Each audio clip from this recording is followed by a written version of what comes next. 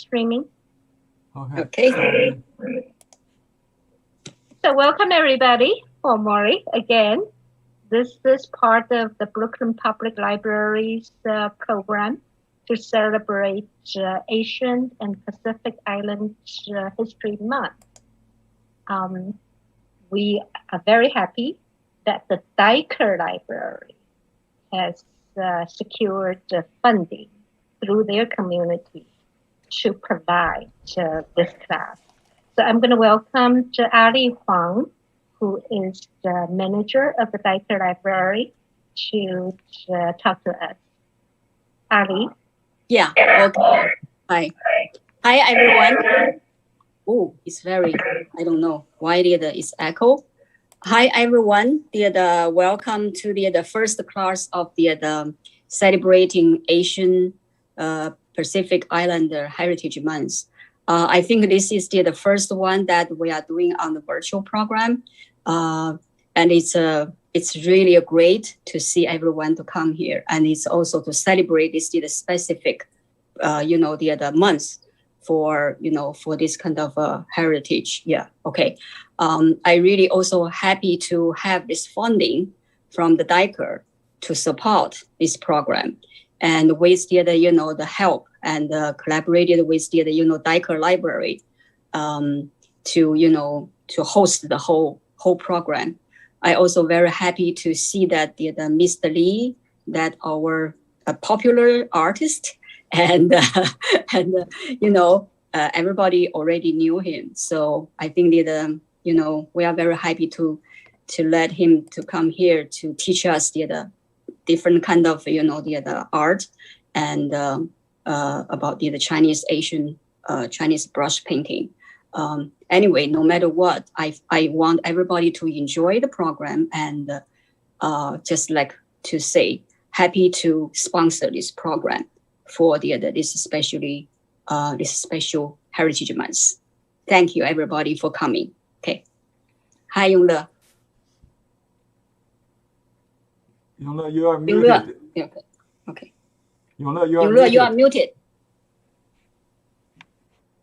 Yongle, you are muted. Sorry. So back to our amazing instructor, Henry Lee. It's all yours. Thank you, Yongle. Thank Ali for the wonderful welcome. And welcome everybody to join us again in May to celebrate the Asian Heritage Month. I'm very honored and proud to be the teaching artist of this program, and I enjoyed very much the last section that we did on the memories of home, if you recall. So this time we'll continue, but slightly different focus on the subject matters of flowers and the birds, which is a journal or a category, different kind of category from landscapes that we did, or seascapes, sceneries last time. And before we start the class, I would like to dedicate this course, this class, to my teacher, Zhang Zhenying. Zhang Zhenying was a master in Nanjing. Let me change my view. Here's a painting book. That's his name, Zhang Zhenying. 画鸟画集, painting of flowers and birds. Paintings of flowers and birds by Zhang Zhenying. I think this book is out of print. It was published as a category of catalog of his last exhibition in 1985, I think. And that's his picture. He was born in I think it's 1914, if my memory serves me, and died at the age of 86 in 1990. So I started to learn flowers and birds painting on the during the New Year's celebration in 1974. My father took me, I was 14, 13 turning 14, I think, that year, to study under him. So my first painting was this one. Let me show you. In the handout, if you check your handout, you'll see. Yeah, this one on the left was the very first painting I learned from Master Zhang.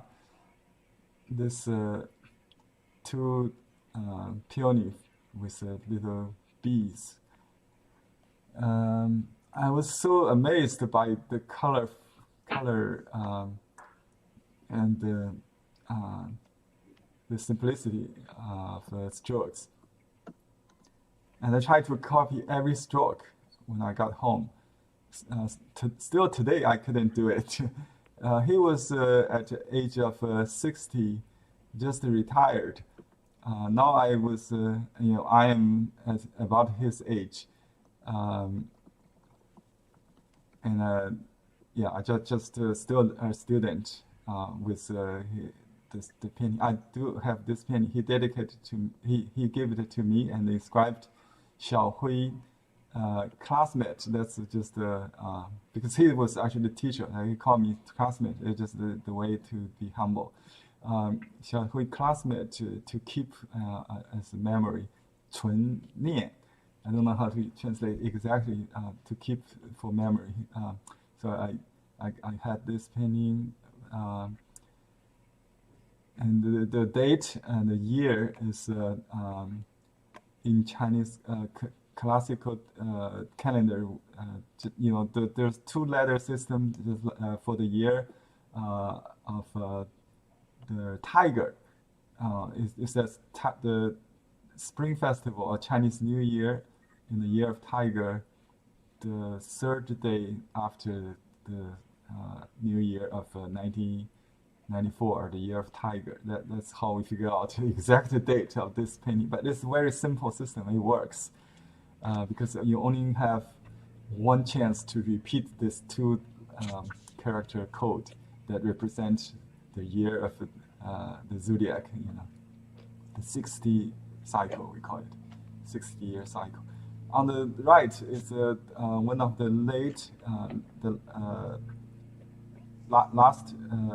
in his last years I found online, that you can compare the two, because this one has a butterfly and we may use for the class. So his style is very elegant, very soft and gentle. I have this painting he sent to me in his age of 80, in the year of his 80th. It says 81 Tong. He has a mood seal carved at the big birthdays, like 60. He carved the seals as 60th youth. And then and when he reached 70, he had a mood seal to mark that.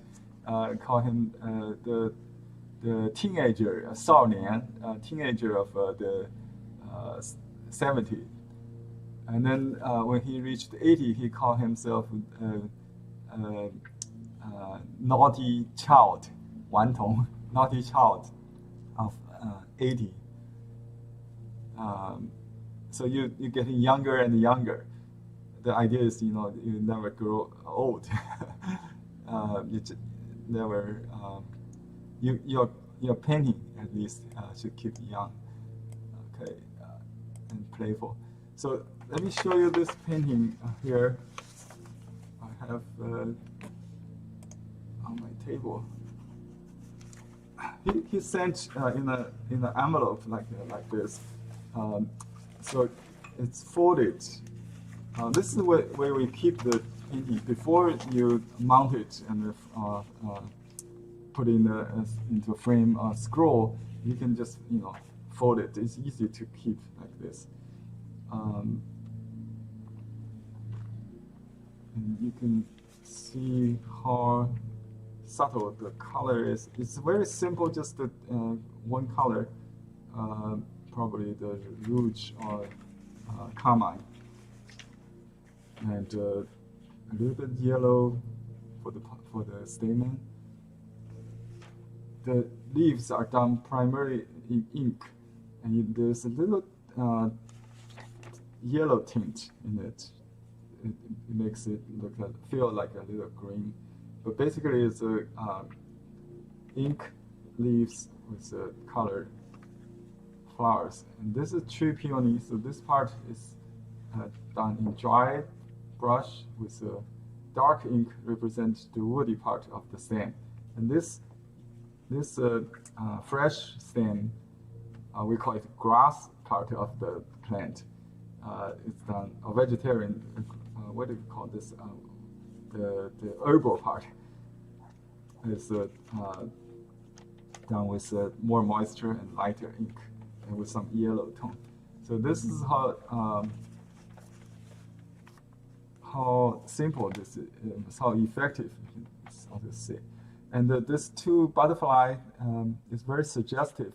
The white butterfly, almost like writing, characters.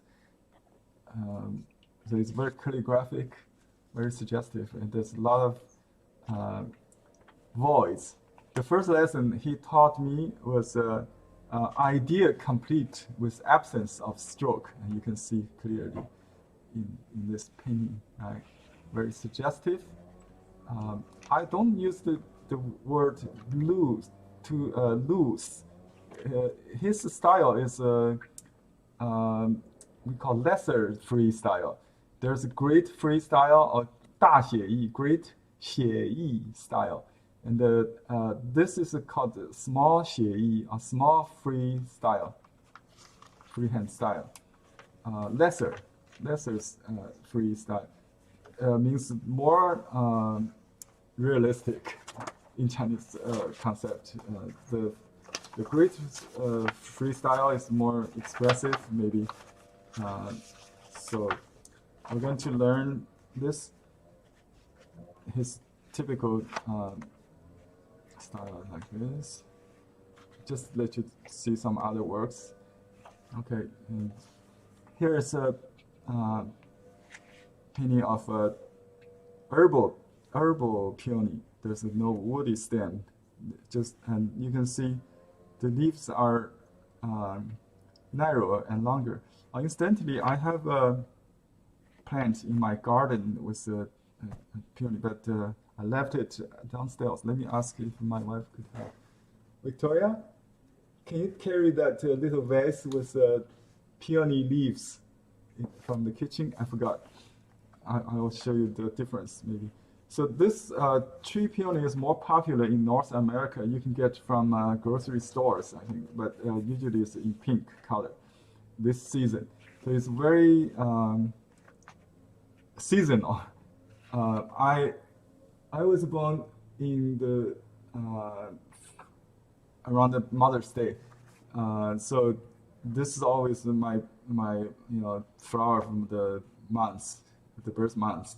I always paint peony when I have a birthday. So that's why I pick peony first for this series, because it's very seasonal. And my peony in the garden already past blooming, but I'll show you a leaf later. Okay. Here are some other flowers and fruits and plum, cherry blossom, and birds. Thank you.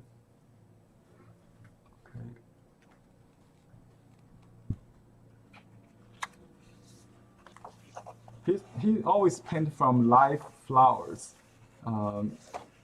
his painting always based on real flowers. Like he always have this winter sweet, and this kind of tianzhu. I forgot what's the kind of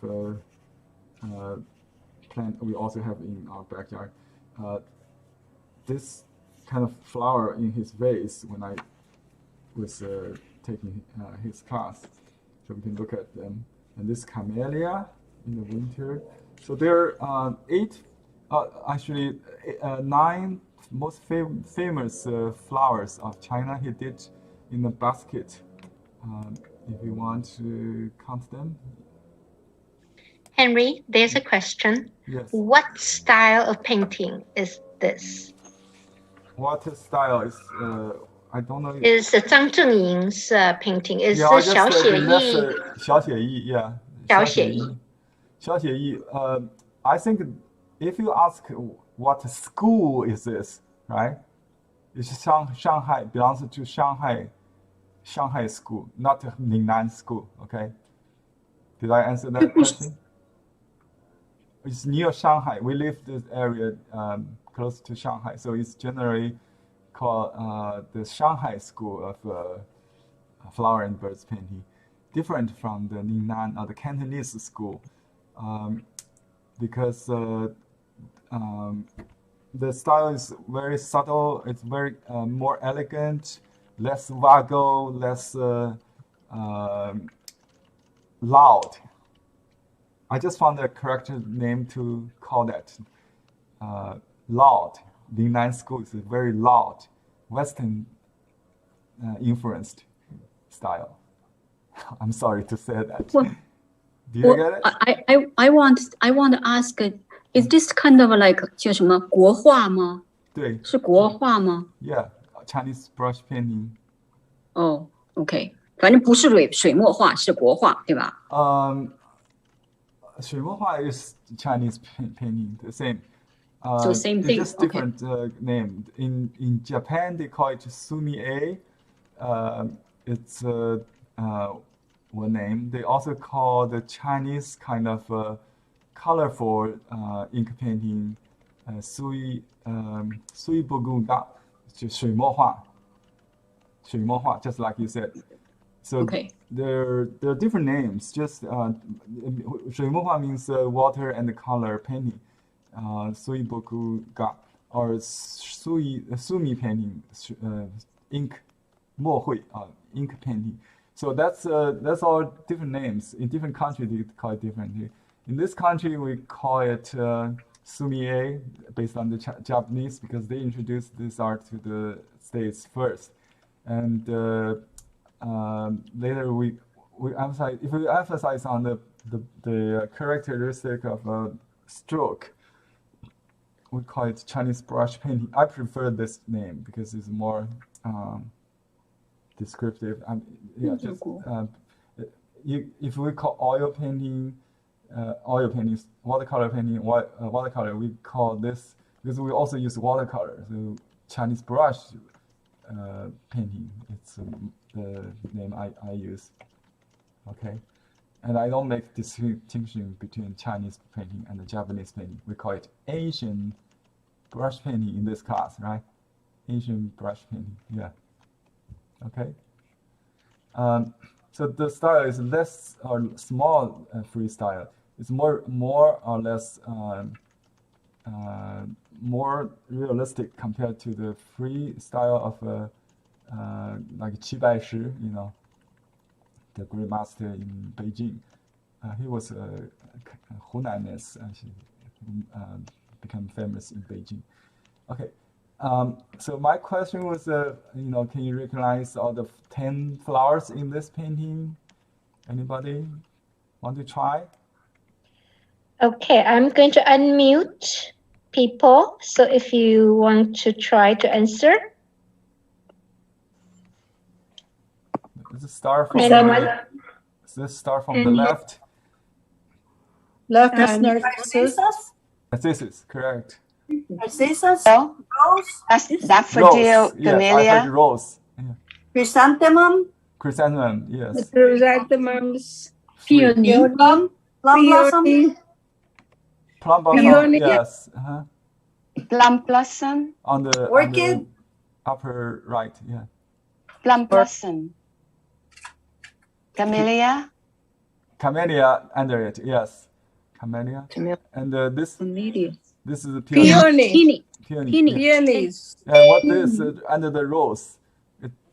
Maybe you cannot really see the characteristic. It's azalea or rhododendrons. Oh. Yeah, I didn't know that they use this, but the azalea, yeah. And then this is osmanthus. I had a friend, Maribel, she's supposed to be in this class today. She had this in her garden. It smells so sweet, and she didn't know the name of it. It's osmanthus. 桂花, Chinese. It's a fruit fragrant. Like you can use it for cakes, dessert. Yeah, very sweet. And we all missed one on the corner on the lower right. Is that orchid? Yes. It's an orchid, Chinese wild orchid or cymbidium. It's a gorengi, I think. It's Chunnan. Anyway, so this is 10 most famous flowers of China. He did an album with each of them, and I just picked one to show you the one he did. Hello, this is Kathleen.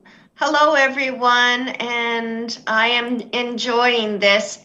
And I just want to say that looking at my backyard right now, I see azaleas, rhododendrons, lilacs, iris, and camellia all in bloom just in my backyard. But throughout my yard, I have rhododendrons and azaleas blooming in all different colors. Yeah, we have all the flowers here also in California. We could have like 5 of them blooming together. I had water lilies this morning. Not lotus, but water lilies. This is lotus here. Lovely. That? Yeah. It's lovely. So it's a good month, to paint flowers, spring flowers. Okay. And he did this too in the album, putting 2 peonies together. Can you tell the difference between tree peony and grass peony? And he asked a question. The same flower, why does one represent rich and one is poor? Actually, there's no difference, right? So peony was traditionally regarded as a symbol of wealth, of fortune.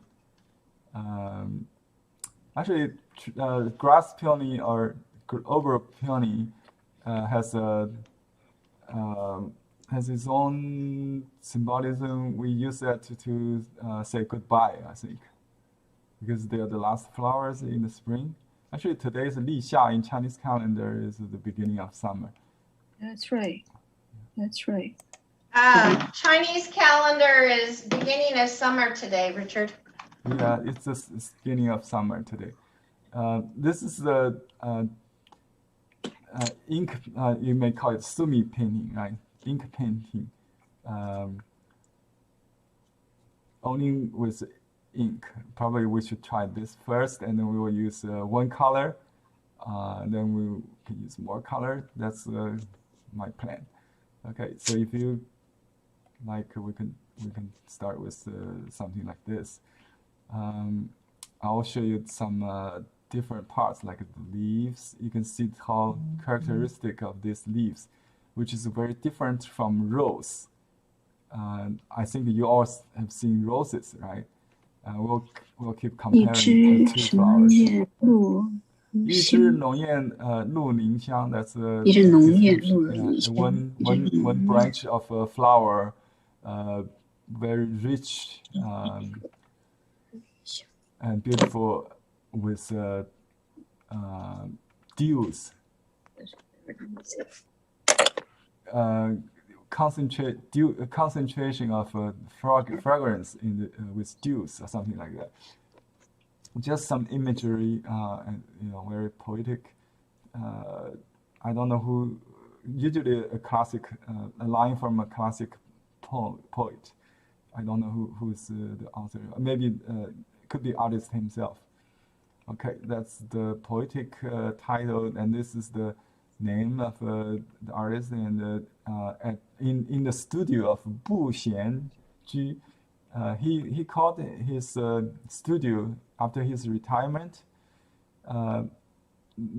not leisure. How do you say? Bu Xian, not leisure studio. But it's a very sophisticated concept. He has another seal to explain it. So it's a balance of retired but busy life. You understand? So he always teaching not only painting. He also teaches guqin, classical music instrument, the qin, the string zither, 7-string zither. At the same time, yeah. So we'll start with some elements of Peony first. Okay. Painting. This is a paint along. Supposedly you can paint along, but let me explain these elements one by one. So I got this flower. Peony leaves. The flower is already gone. The gardener just a day ago just cut one of this leaf. It's perfect for a class, so I didn't cut it. I just picked it up from the ground after the gardeners left. So it's a perfect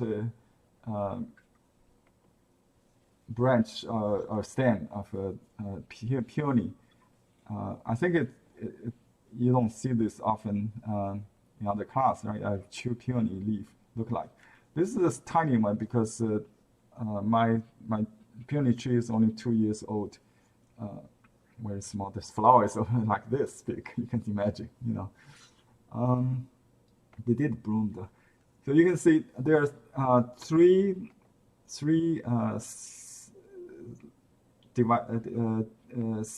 stems. On each stem there are 3 sections. So we call this deep lobed leaves in botanical science, right? With deep cuts, you might call it.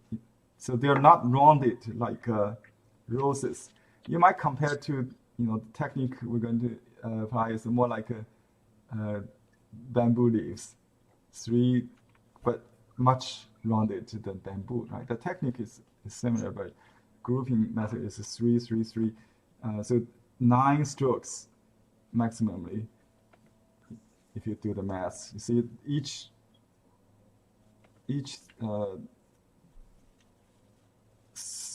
stem is 3. So this is the where it connects to the tree trunk, right? And there's a grass stem to support the flower, the spark, or what do you call the flower stalk.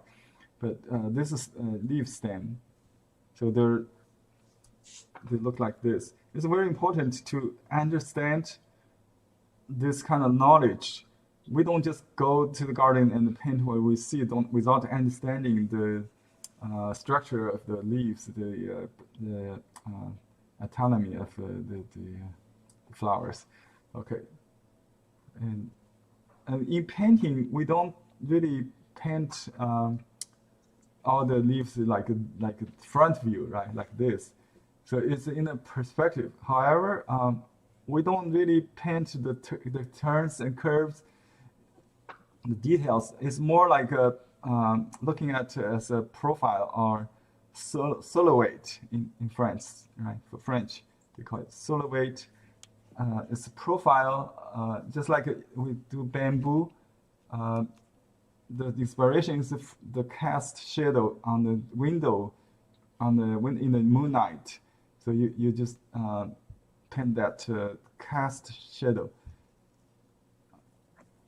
You know, if you put light source, you can see something the cast shadow.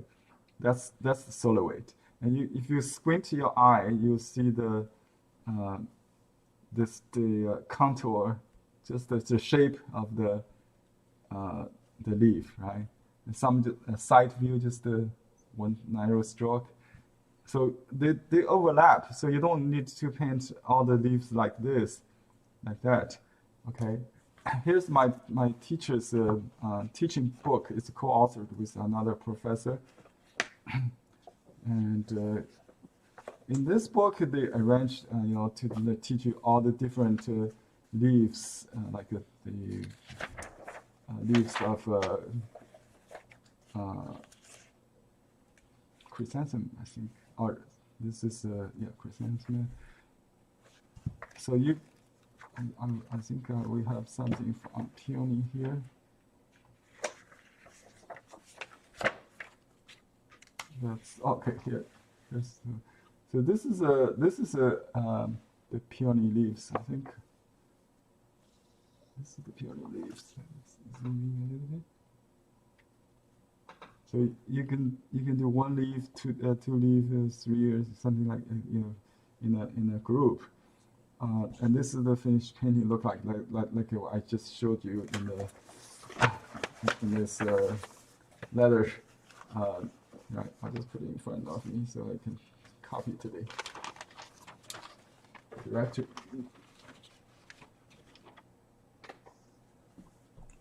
So we can do something like this, just one flower with leaves to begin with.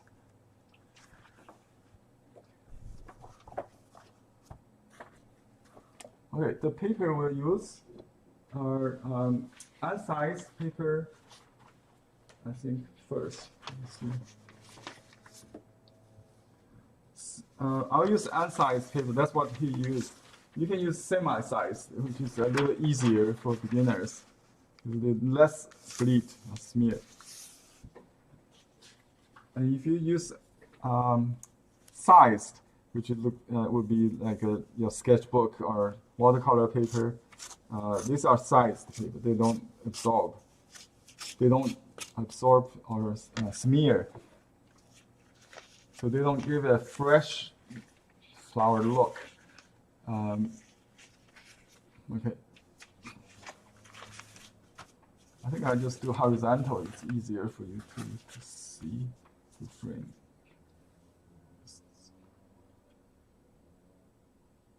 Show you the whole scene.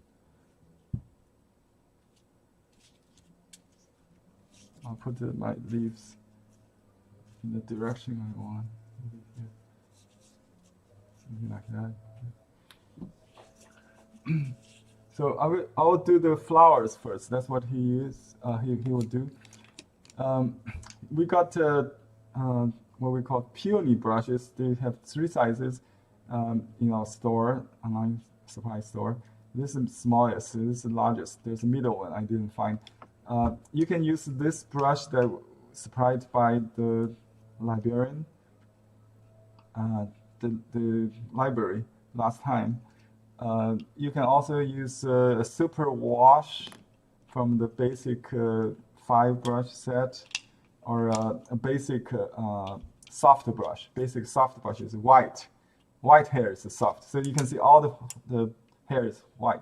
If you don't have that, you can use a combination brush, which is white and brown, or white and black combination, which is also fine for the petals.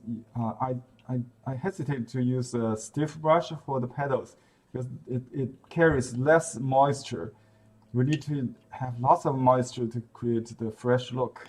So this is good for doing the leaves and especially the veins.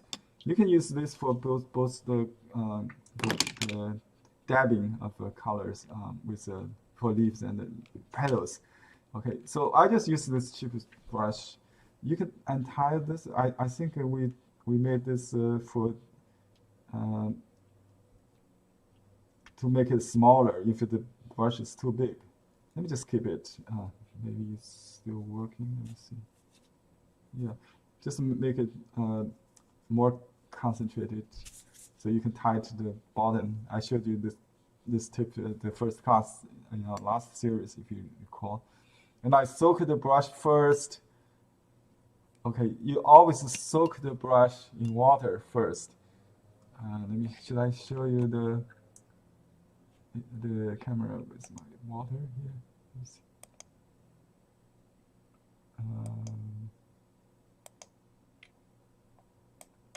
Okay, here. So I wet the brush, okay, and just prepare that. And I have a plate that has some leftover color, but it's fine. I usually don't clean my plates completely.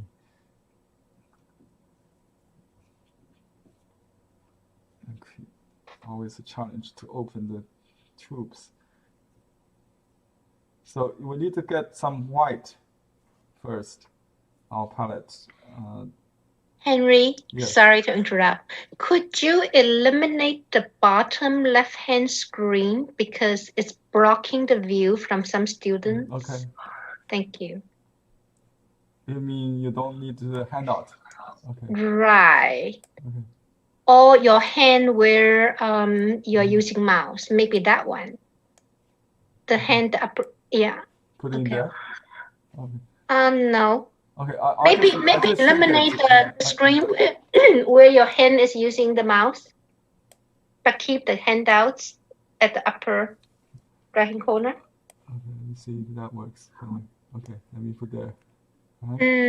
Nope. Sorry. Okay. I'll just leave it here.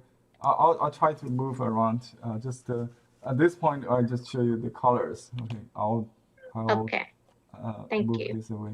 So I use. Can the screen where it shows the water, the mouse and the water basin be eliminated? Oh, you don't need that? Okay. That one I don't think we need. The handout is good to show. Okay. Let me change the view. Thank you. Let me just concentrate on the table. So this That's is beautiful. Yes, okay. yeah. Okay, this is good. Okay. I can eliminate that small thing. Okay. That's even better. Okay. Thank you. Let me put this back in the vase. It will get dry soon. Okay. So the first color is white, and then we use carmine next to that. That's the two colors. For the dark, we use a little bit rouge.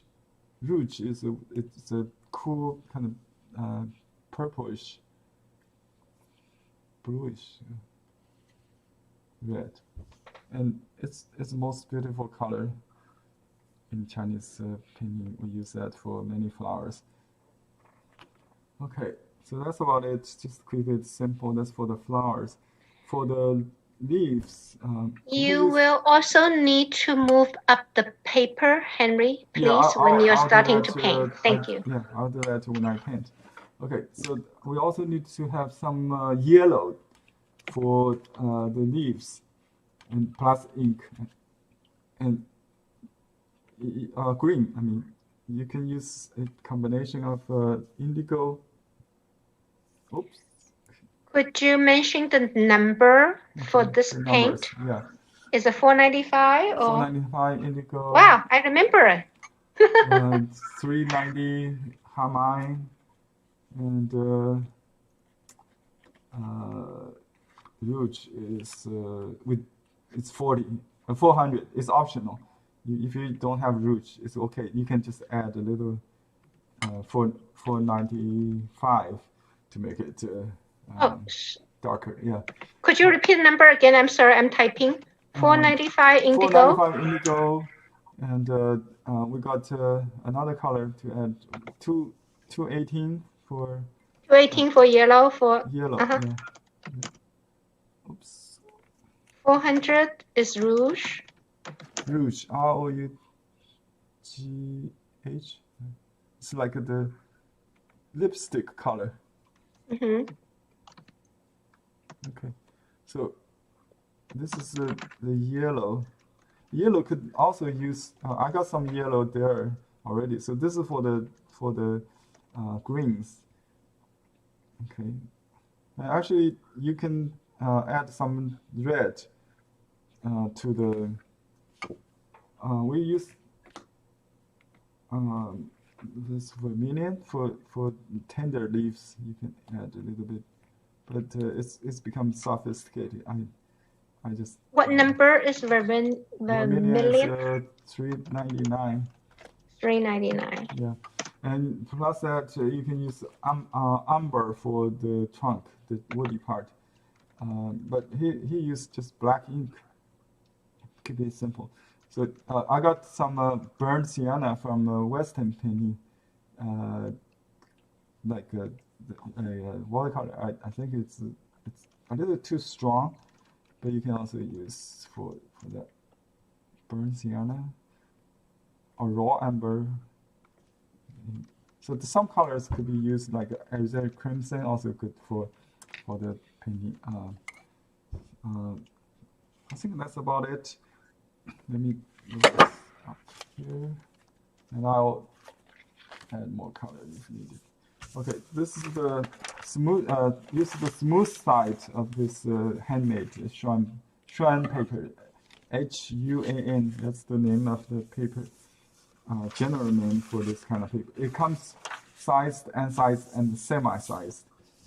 Sometimes it's hard to tell which side is the front. If you look carefully, the smooth side, or you can use your finger touch. If you cannot tell, that means it doesn't matter. You know, it doesn't make that much difference. If you see some brush traces, which like the palm brush traces, that's the back. Yeah.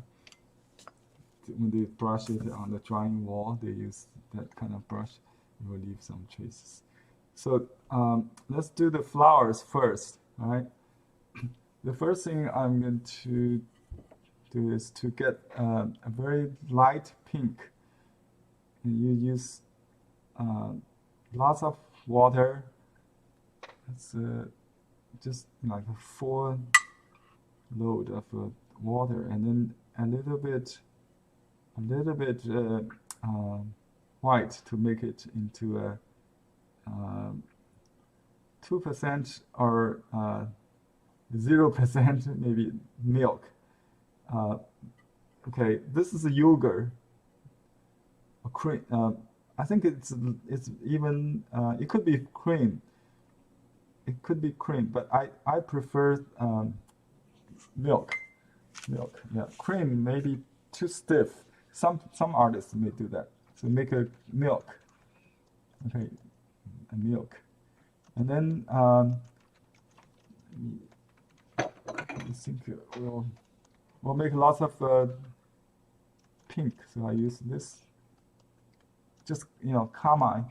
I don't blend the color evenly on the palette. I keep the gradation. So the bottom of the brush is still white. Right?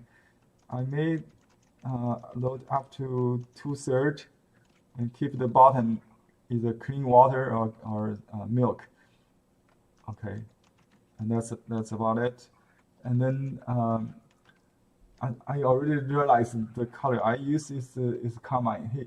My teacher used was rouge. Rouge is more you can see it's quieter and cooler. So I'll add some rouge. Yeah, that's a little bluish. Okay. Okay. So I add some rouge to make it cooler, blue, a little blue. You can start from the light, like a watercolor, but in Chinese painting, especially on raw paper, when it's wet, it's hard to add the hard edge or the darks. So we'll start from the dark first. Okay. So I'll go back to rouge. I just got almost like a straight from the tube on the tip of the brush. And this is very tricky. You have to load the brush with a gradation from dark to light. Let me just put all the milk here so you can see better. Okay, like that. So the brush has a gradation, and we don't have to paint a painting. We can just practice some strokes first. Okay, you just hold the brush slant like this. Okay, with the brush tip pointing to the center, imaginative center. And you don't want to put a flower in the dead center of the paper. What you do is you put either left or the right. We have two flowers here, so one on the upper right, upper left, one lower center. So maybe here, right here. And let me show you the handout, the one I'm going to do. Just a minute. Oops. Okay, is this one? Okay. Whoops, sorry. Yeah, okay. I think it's a good idea to show you the painting I'm doing. Right? Now you can see the whole piece. All right. So I just paint this flower, and let's concentrate on.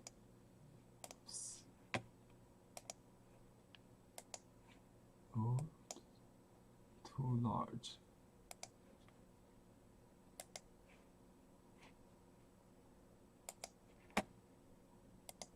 Okay, here we go. So maybe on this one first. The main flower is on the right.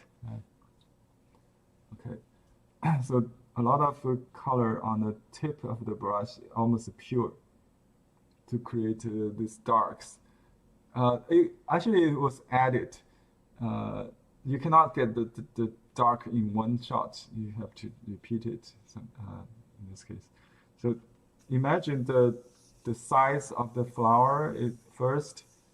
This paper is much smaller than the original, so I'll do small strokes.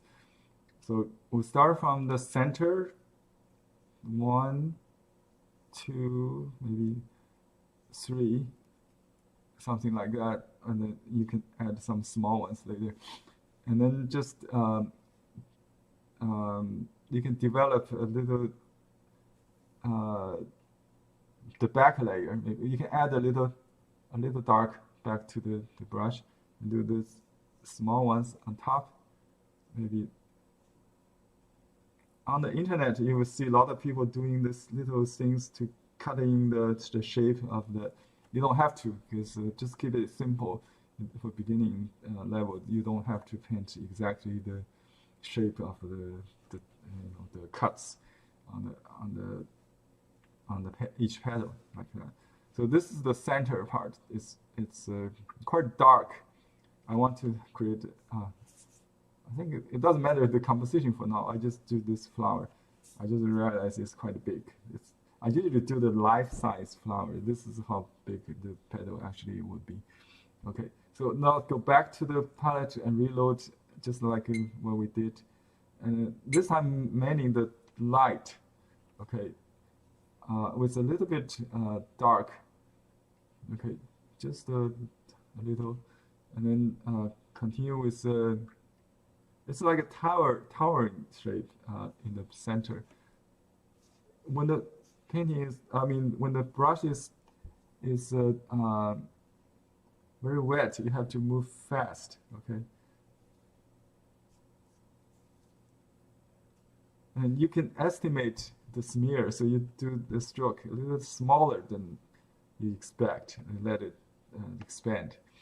And you can use a piece of paper,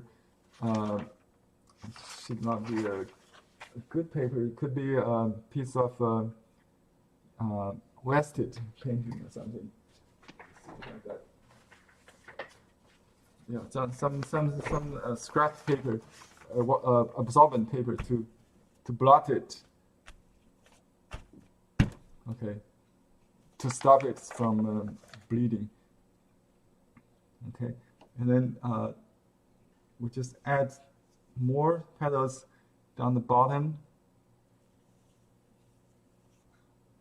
I realize there's no room for other elements, just the one flower. So this is how this flower is done. You can use a smaller brush. I think for a small paper, you have to use a smaller brush. This brush is kind of big. So you use the whole brush. That's why you can get the gradation, right? And then after it dries, you can add the stamen, and you can also add some dark to make it even deeper here. So that's basically the stroke. Okay, so we can just use this to practice more. So I'm not going to paint the whole painting in the beginning, right? So for the half bloom, let me show you the. Okay, here's another one. Maybe this angle is a little easier. We can do that, and then do the small one. Okay, this one's facing up. So you load the brush with white, dilute the white with lots of water to get it very. If you want to control the smearing, you can use more white, but that will give you also a stiff look, you know, not so free. So you need to balance that. In this case, I will start with light, then we add the dark behind. So you can do this cup kind of shape in the first. And notice the center is right here, right? And then you just paint radiate from the center. You can add some dark like that, and cut in a little bit. Okay. Even for me, I don't usually paint on raw paper anymore these days. I prefer the semi-sized paper. So this is an even challenge to me to control the smearing. But I love it. You have to give up control. You just let it go. You see, I keep going so the brush gets dry. When the brush gets drier, I can do slower. I can dab and just. So in the beginning, you have to hand faster, I think. So that's the flowers, and then you add yellow, white, opaque yellow later. Okay, let me show you another element with the flower. For doing this kind of bud, we have to do the leaves first, and we can use another brush, so you don't have to wash. You don't have to clean the flower brush. If you have one brush, you have to clean it. Okay, so I use this combination brush just to get all the three colors: yellow, blue, and red, a little red, to get a green.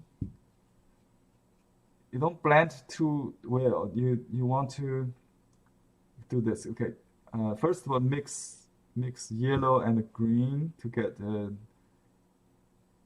mix yellow and indigo to get blue and yellow to get a green, and then touch a little bit red without blending.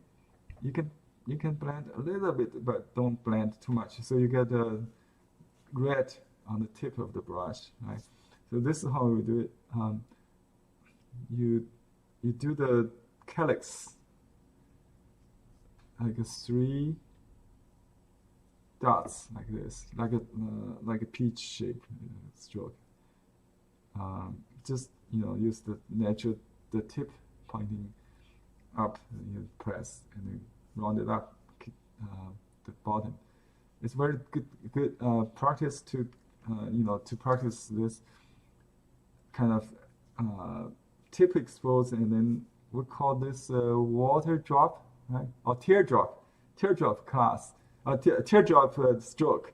In our first class, we learned nail head is like this, right? Teardrop is press down like that. The teardrop, nail head, teardrop, yeah. And then you can use red. This case, the butt is darker, so you use less white or no white. Just the water. You can dilute the red into pink. Just one dot larger, and then a smaller one. So this is two equal. I should make this a little larger, I think. And you can add more if needed.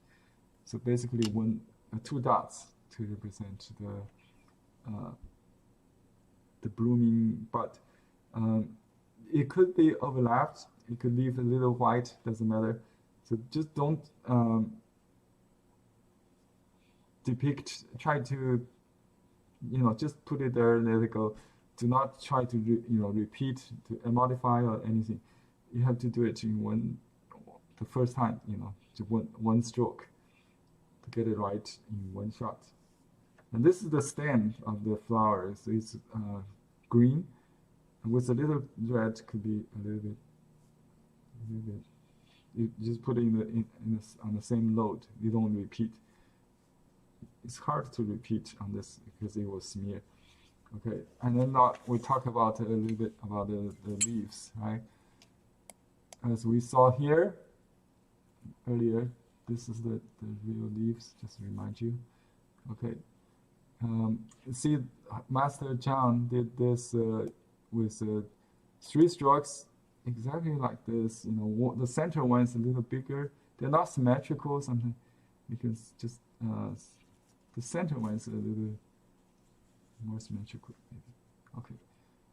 And let me see which one to start.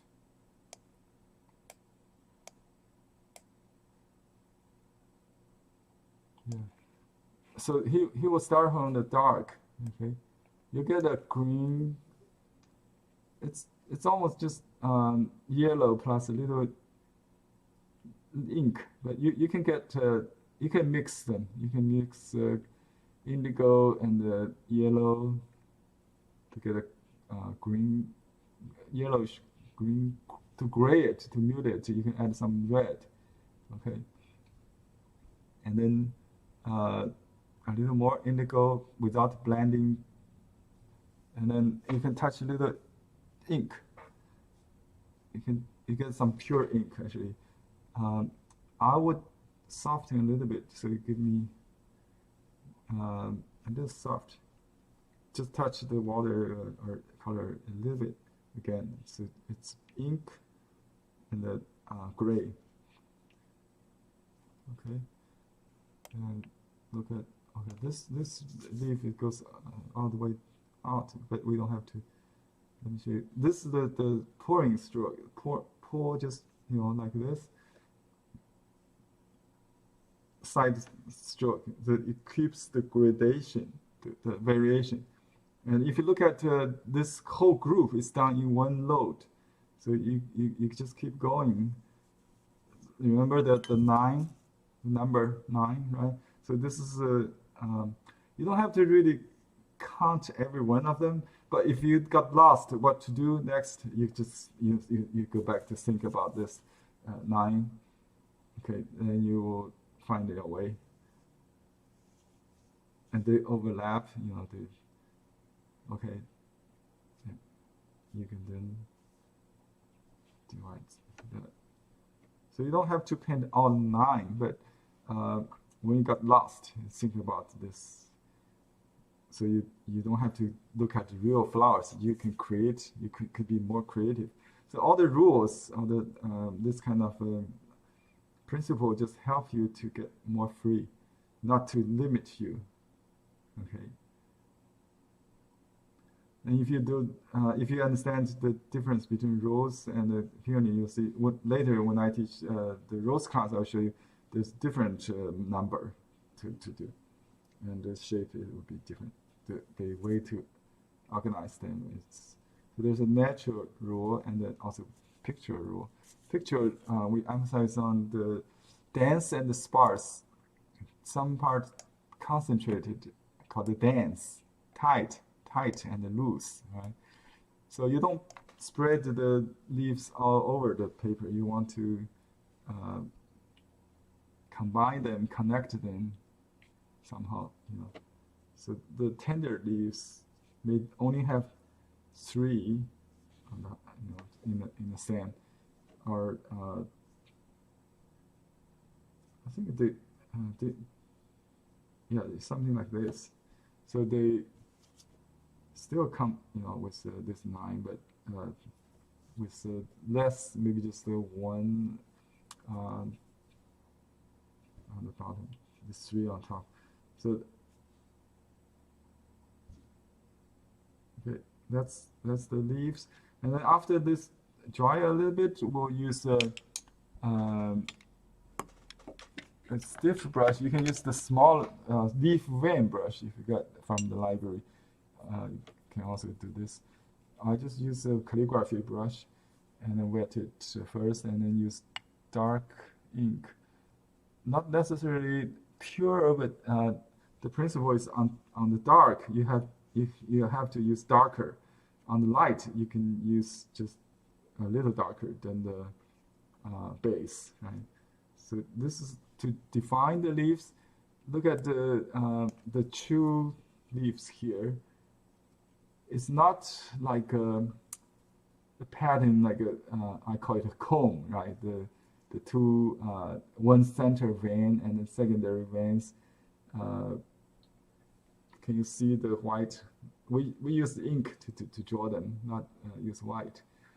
Could you hold it closer to the camera, please? Mm-hmm. Maybe zoom. I mean, I have to focus. If this would be okay. That's good. Thank you. But when I go back to the table, I have to change the focus. And now you can see the veins, right? Okay. Yes. Okay. And this, and they look more natural like this, without yeah, they overlap. You know, this one is already 2 days old. It's a little withered. But and you see they have a direction that tends to point to one direction like that. Yeah. Also, you can see the back is lighter. The Cantonese school or the boneless style without line, you know, they use distinction or colors to for the back side and the front side. The darker on the front, the lighter on the back. Also, Gongbi artists do this. You know, they use pale green on the back. But for Sumi-e freestyle, we don't do that here. We just use ink. It's like writing. So in real life situation, you don't really paint all the leaves in front. So the first is to draw the center. So it's along the top edge, okay? And then you draw these secondary veins. It's almost all from this part near the end of the stem. So don't really draw. You know, let me make some don'ts. I see a lot of students just do this. It's nothing wrong, but just not very natural, right? Too stiff, and some students would make the curve the opposite way. So notice the curve is forward, okay, like that. And it's closer at the front. You see, it's shorter and closer here, and then getting loose and loose. Okay, you need to practice this. The wrong way doing that is curved this way. I just exaggerate. A lot of students do this. This is wrong, and this not very good. Too straight. This is curved the wrong way. It's like feather, right? So do this. Yeah. Okay. And you don't have to do all the leaves. Sometimes, you know, when you already see the stroke trace, brush stroke trace in the base, it's already good enough. You don't have to add. Just be suggestive. And I tend to use thinner lines. Some artists use too strong lines. My teacher does, you know, with subtle. You may omit some. You don't have to. Yeah, some. So with this lighter leaf, you can add a little water. Just, you know, be more subtle. So see, and this brush could be drier. Dry on wet. Yeah, that's how. You have to do it before it gets dry, so it blends organically. Not to wet it completely dry, so it will be stiff, like this. You know. You understand? So this is the most difficult part in painting peony, more difficult than the flowers. The leaves really shows you're amateur or expert. Okay, and you need to practice a lot. Okay, I'm going to try to compose a painting and show you the process. Oh, there's another element I think before we go is the tree trunk. In the sample painting here he just used the dark ink. You can also use brown, gray. Just make a distinction between this and this. Okay, so this is a woody, and this is a. Could you move the paper up a bit, Yeah. please? Yeah, Thank you. Okay, I try to show you the difference. Okay, so this is the woody part, and this is the grass part. And then you can put a little, what we call this, the sprouts. Yeah. This is a tender green, a yellow green with a little color. It's in the spring they come out. The leaves, young leaf buds or shoots, like that. Okay, and this could be done with brown also. Okay. Any questions so far on tree peony? We mainly concentrate on tree peony because it has this woody part and very nice gesture. The grass peony is very straight, just a stalk, very straight up, not very elegant. Instantly, I like to show some pictures taken by my parents about 10 years ago, 9 years ago. They both passed in 17 and 2015. So this picture was taken in 2012. Yeah, I had the first online class then, and they shared this with our class. Okay. I'm going to show you the actual size in life. You know, it's a tree peony. Right? They don't die back like a grass peony in the winter. So this is it was taken in April 15th, 15th of April, I think. Okay, share some other pictures. Yeah, this is the flower we're doing with the Master John did in his sample painting today. It's a pink peony, and this is single layered peony. It shows the center of the flower.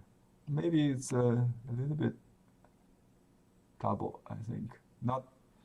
not just the single, but the single flower, it's just like a sunflower.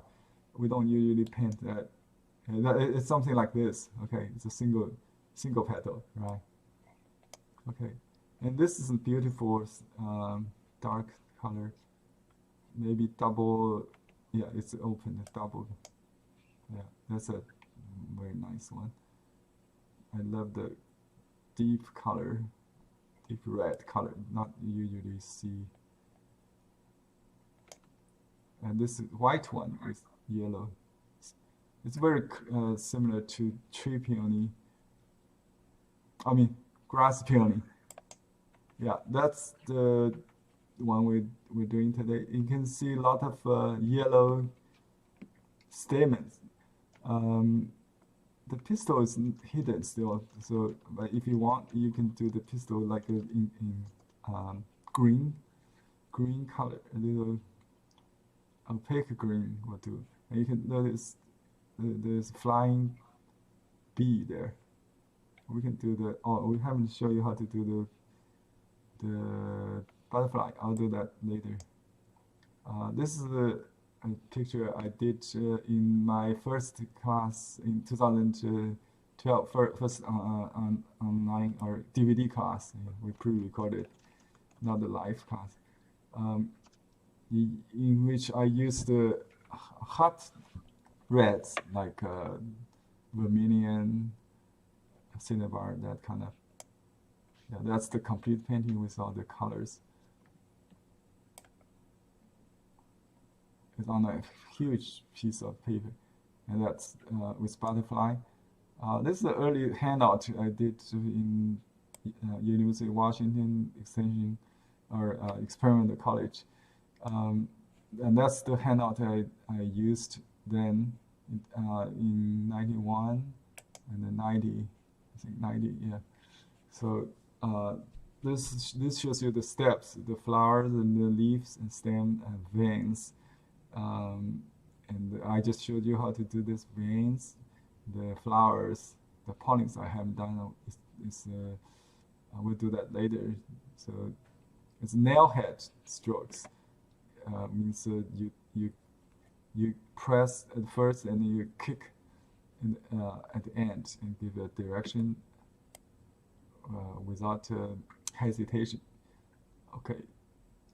And the petals done with the side brush. The leaves, leaf veins are drawn with a centered, straight brush stroke, like a brush held at a perpendicular position to the paper. And this is slant position, like we just showed you. And this is the butterfly. Okay, I'm going to. Oh, this is a nice picture of a real flower.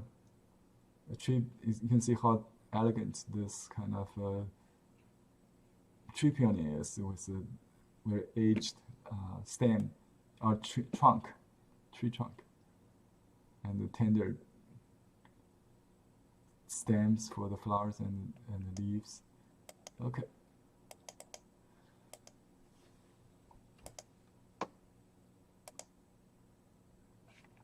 Okay. I was planning on doing this ink painting, but I think we probably just do the color. Don't have time to do the ink. But this idea is good. I'm going to see if I can use this composition with ink, maybe. With color. Okay.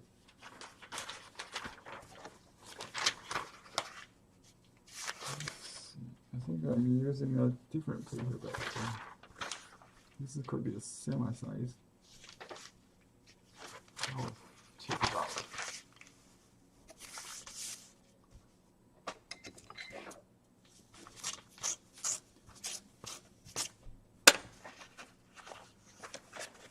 Okay, smooth side. Okay. Do you want to see the color loading? I mean, I think it's important to not to show my face, just you have to look at this area. So I'd add some water to the brush to repeat this beginning stage, loading the color. It's very important to estimate how much color you need and try to get it in one note. So this is the milk. Okay, I think this paper might be semi-size. We can use less absorbent because. Okay, some rouge to the tip without blending. I'll do the dark first. Remember, and this is on this left side, a little upper portion of that. This is the center. I try to keep proportion, but not too. Oh, this is still unsized. Okay, and just like a shady part of the flower. If you think about the lighting, okay, that's the dark, and then start to do the gray area. Try to get this. Try to hide the tip of the brush, so this coarse part should be rounded up in the center, somehow, and you use the heel of the brush to do the top, that kind. So you don't use this part, outside. So you can see this stroke here is rounded up like that, and then you pull out like that, and then pull out like that. So did I reload? No, because I already estimated the amount I need. I exhaust this whole load. So from dark to light, just according to the situation, you change, and then you could go back to add more later. Basically, it's one stroke. I loaded from light to dark, and then the start was dark and exhausted. Right? I use the whole brush. Right? And you cannot really repeat someone's stroke, but I hope in this way, if you're doing it correctly, you'll get an unrepeatable, happy accident of your own. So you cannot even repeat yourself, or the master cannot repeat himself. All right. Now I use the stiff and soft combination brush for the leaves. In this case, okay, let's keep it simple. We just use indigo. We just use indigo for the leaves with a little ink. Okay. It's dark ink. I loaded. I touched the ink in the ink stone, so I don't, without blending. So you see the color gradation here. I think he started to the lower one. It's almost like doing the bamboo. You just press and lift, right? If it's not enough, you can repeat it a little bit. And yeah, look at how he captured this kind of characteristic. Like this leaf, you see that not symmetrical, but you see that lobe, right? Little cut, so characteristic. And look at how accurate his painting compared to the real leaf here, But he's not bounded by the rules. I bet when he paints, he doesn't have the leaf in front of him, but he already studied in the garden before. All right, then I add a little red to do this. The calyx is hidden here, so but he did a little bit. Okay, that's important. It's not right in the middle. This to sustain the weight. So this stem has an arch like that, goes like that. Right? I'll talk about another theory he had, where to introduce the stock, the the branch. He has 8 positions to start a branch. So this is number 2, number 1, number 2. I numbered them. He just avoid the centers, the middles, and the corners. So you start from anywhere of these 8 positions. Yeah. Okay. This is the number 2 position, number 1, number 2. I numbered them. Okay. And then just finish. I can reload another, but you can dilute it a little bit so it's not too dark to compete with this one. You can, yeah, it doesn't matter. You can cover that. You can touch the petals. I mean the stalk, so they overlap. On this paper, the best part is they will not blend. You will keep the stroke mark with a watermark, we call it. Yeah. Okay. To indicate it's the tree peony, I will use a little bit brown, maybe. This dry brush.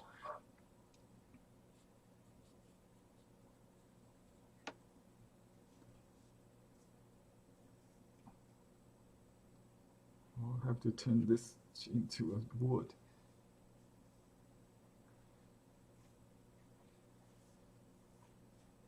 It's kind of squeeze in. Okay, I think just like that.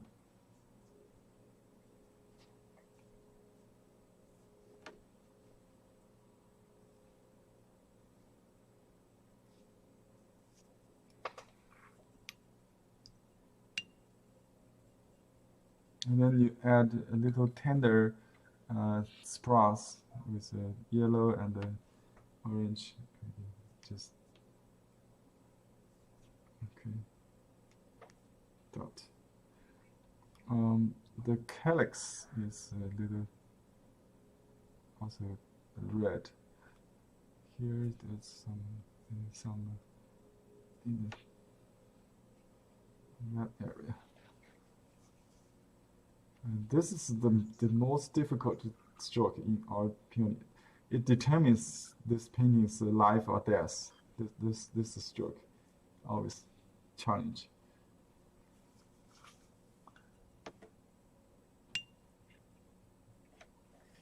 This flowers spark, right?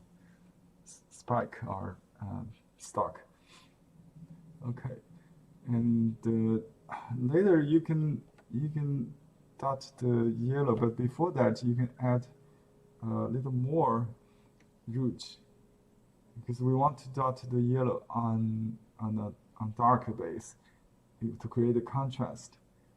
So you can add a little darker just to prepare for the yellow. I'll dry it with you can just let it dry naturally. You can use a hair dryer if you want.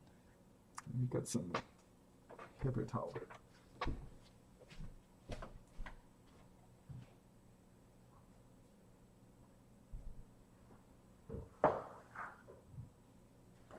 Okay. You can blot it with a paper towel. Should be. I use this cotton paper towel. It doesn't have much texture. You see this texture I don't like. That's not good. I don't know why it just got the wrong dots there. Let me try to soften it. Well, would you transform that into an insect on top of the flower? No, that's fine. I think it's all wet, so you can cover it up. Just smear it a little bit. All right. Let me do the veins first. It's still very wet, so you need to be careful. So I'll use this ink cake because this kind of ink is kind of grainy, like overnight ink characteristic of that is the ink tended to stay because it has the pastel, like a little more grainy, so it will stay. Even the water smear, it has more body. How do you say? That's why I use this for the veins. I can add a little ground ink, so it's a little heavier.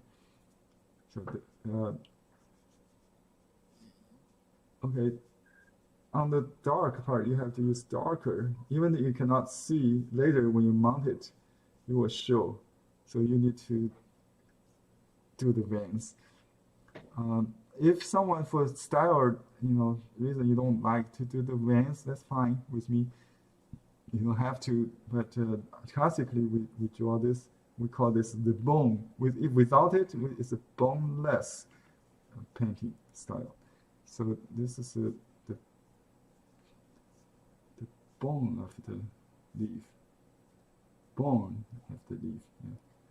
So this the center is a little heavier, something like that. I drew this too dark. I know. I want to show you. So this one, you don't have to repeat exactly. See what I did. So that kind of you can change that into a different direction to be more interesting. So this could be a little different. You can turn to this side. That's what happens with the real flower here. Look at it turns back. Okay. So this groove, because it's in the back, so less detail. It's okay. Just add a little lines. And some artists, they don't use yellow. They just use ink. It's also okay because the sample here is only ink painting, so we can just use dark. That's fine. It's a shade, larger shade character. You can great shade style. You use ink dots instead of realistic yellow dots. That make it more expressive or calligraphic. What do you call it? So that's one. It's a little bit too smeared. I could have more stroke, so let me try again. Try one more time with a different composition. I like this composition is simple with only 3 grooves, or 3 leaves. 2 grooves, yeah, one down, one up. Actually, they belong to the 9. So this 2 kind of overlaps here. Anyway, it's a simplified, very characteristic peony, tree peony. Okay, should I do a butterfly? I don't have room for butterfly. I'll do that later. Okay, one more shot.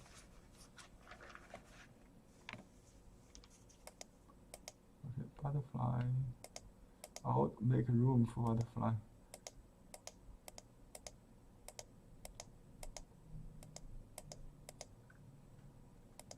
Oops.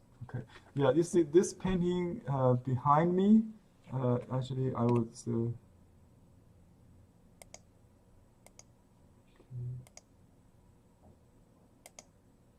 Where's my camera? Okay. Yeah, I have this original painting behind me. It's quite large with 3 flowers and a bird, 2 bees, and varied values. The dark and the light flowers in the front. It's too large for this class, I think. So try. Okay, I'll do this one. Maybe we just do 1 flower with butterfly. We can just do a flower facing up. the back one actually, and then we do the butterfly. Okay.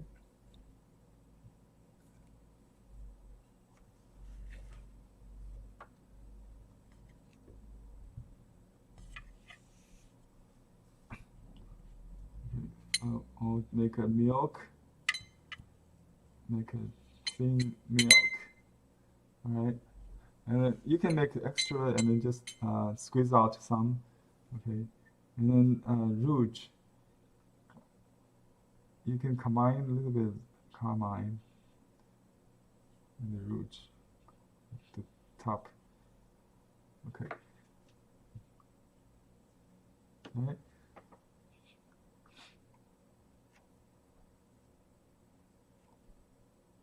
The flower could be more facing the audience, so the dark center shows more, or like the back one here, it's more in a side view. So maybe we do something like the back view. So with dark behind, so some light petals in the front, and I use dark to squeeze out that. Look at this. So I use this dark to define the front a little bit, and then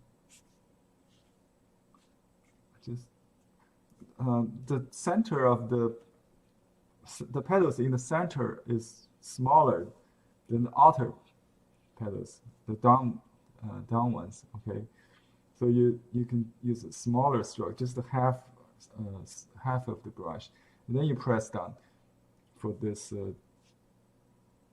lower petals. Okay, this is really large stroke, and you can add more, just use the rest of that color as prepared. And see, this stroke is a side, like a big eye drop stroke, like that. And just make sure you hide the tip so it doesn't show the rough, like the dry brush. You want to avoid that. So that's it. Again, this paper is really not meant for this size of paper I'm using today. Is too small for Peony. So I don't have much room for the stems. I just omit that maybe. So just show you the flower part. Maybe I'll use larger paper later. Okay, so now I'm going to do the leaves again. Let's use a little indigo, the blue color, and with some ink. And here is the stroke. Just pour it like that, and then a big eye drop stroke, pressing, and then a little stem connecting there. It goes all the way to the back, and you can add a little more yellow to do the a little red maybe also to do the tender stalk behind the something like that. And do this.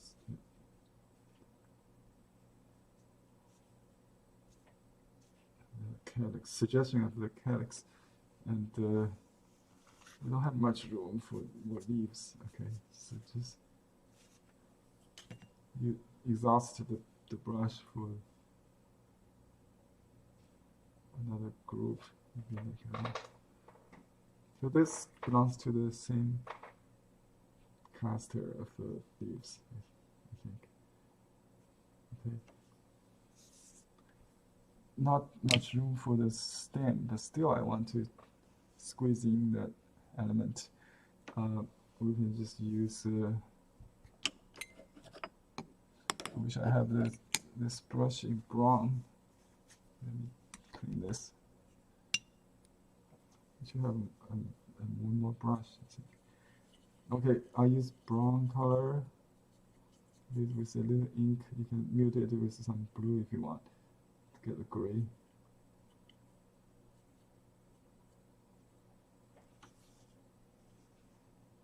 Okay, I'll try to avoid the dead. Could you move the paper up a little bit, please? Yeah, Thank try you. to avoid the dead from the corner. I just start from this number, from the bottom side, and then just have another one maybe from the side, so that you can have something go up. Maybe, oops, yeah, that's it. Something like that. And then just add the dots. I just use some yellow, some red, like orange, green. Just add some new leaf dots. Yeah. Okay. Now the dry brush for the veins. Just pure ink will do. It's better to wet it a little bit, but not completely dry. Just the dry brush and wet it could be fine. I want to show you. So, see, he does this so suggestively, and usually just half of the leaf, because you not always see in the front view, right? So, but some could be like that. The center vein, I mean, not always in the center, could be on one side, like that. All right. So this is the center vein, right? And okay, let's make a opaque. I use a small brush. You can use any detail brush, bigger brush, some tiny little brush or something small, and just combine some yellow and the white. So that's, and then just it has to be very thick, straight from the tube, like no water, just a little bit of water maybe, so you can cover. Oops, that's a little bit. And this part could get smeared when you wet mount. So usually you have to touch up again after wet mount.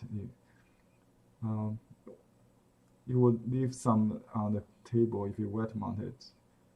Dry mounting is better. Yeah. But it's still, even you drop a little bit in the mounting process, it will still be enough.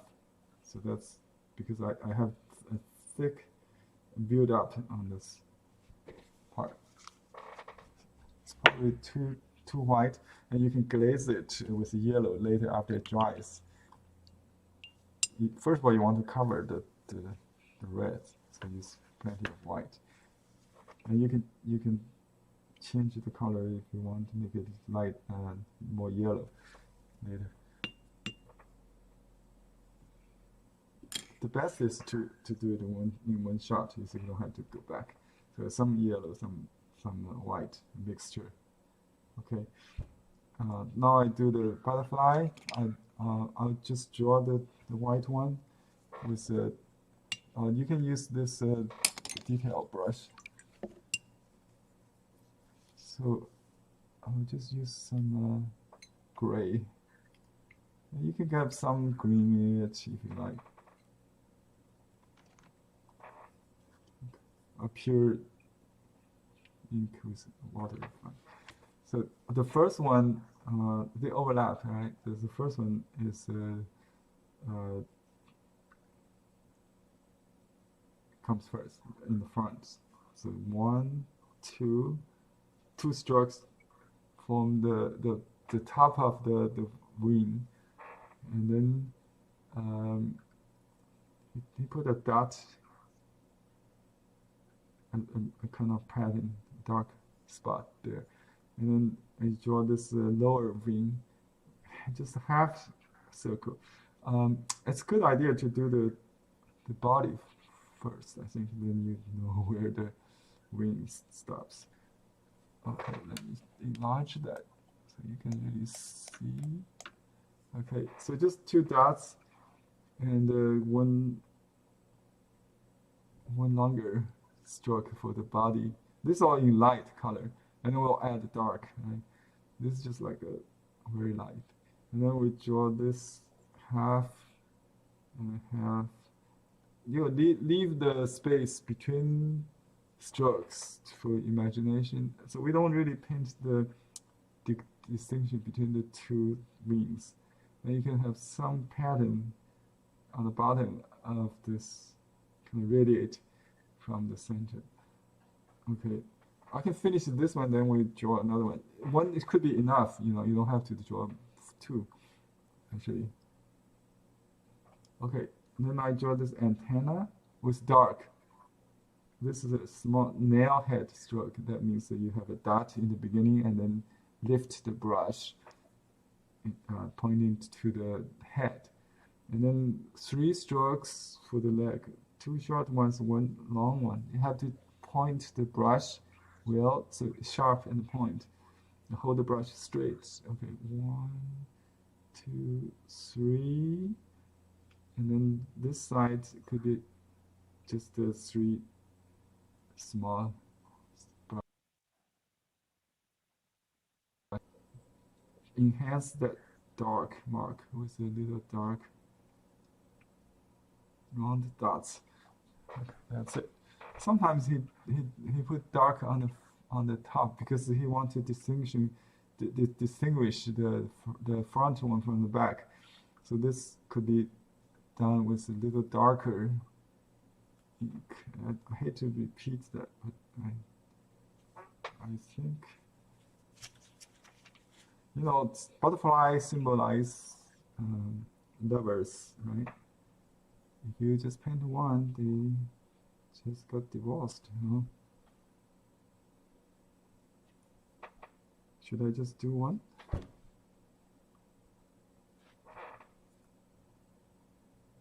You can dot the eye with the little dots.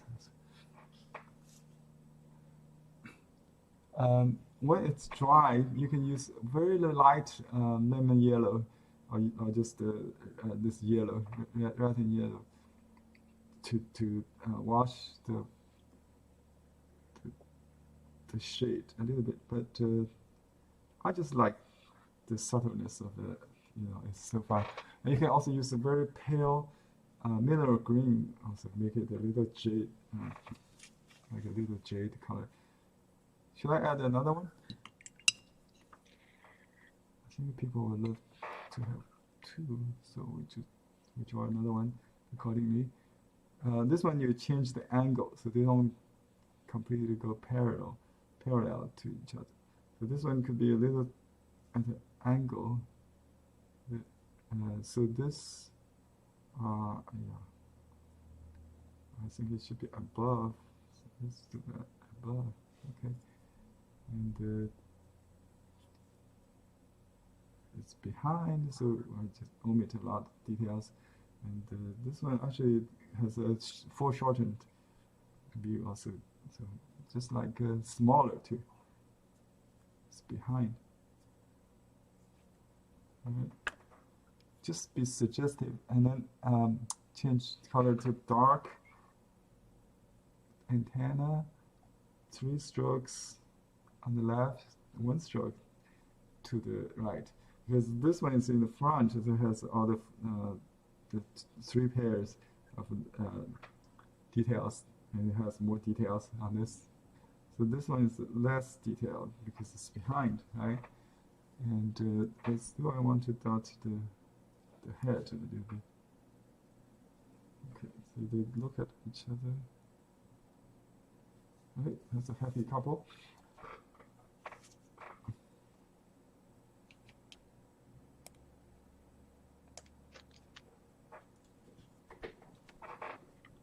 And the inscription says a picture of rich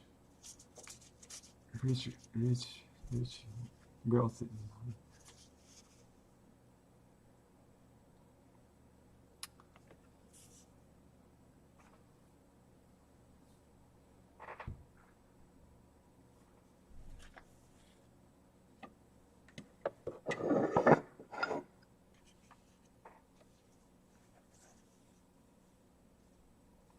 Okay, I'm going to write a famous quote from the end of First Empire in China. There's a peasant rebellion.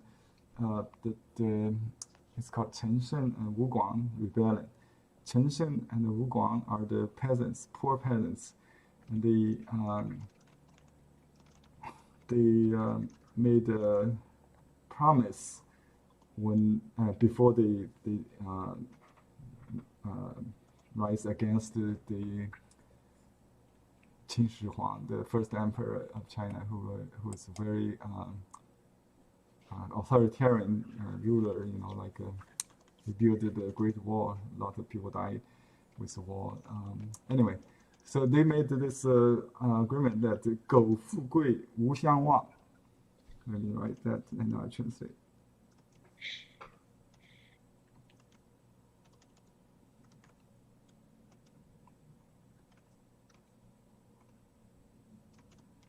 Oops. 富贵.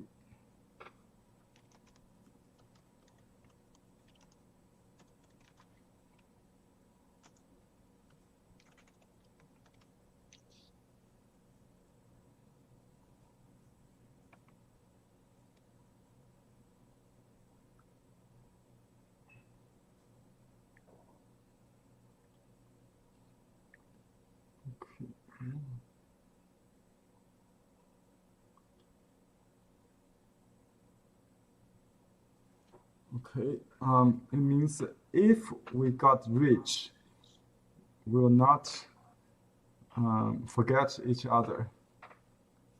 You understand? That's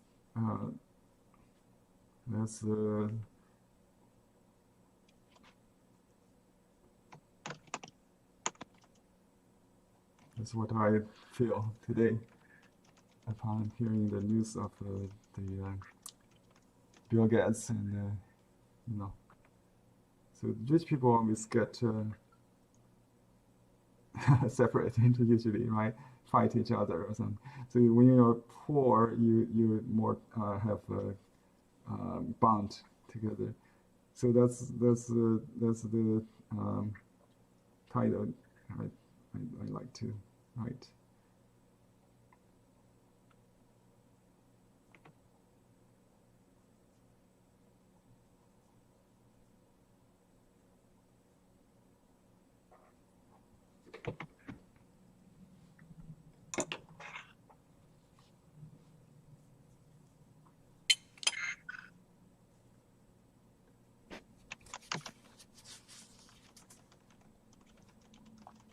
So this is because the flower 富贵, we call this 富贵花, the flower of rich.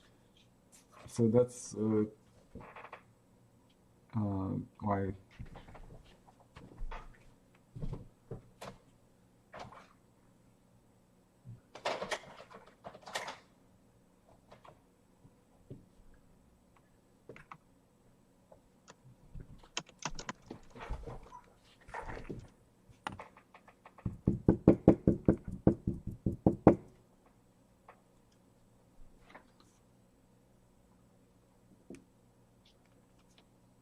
Okay.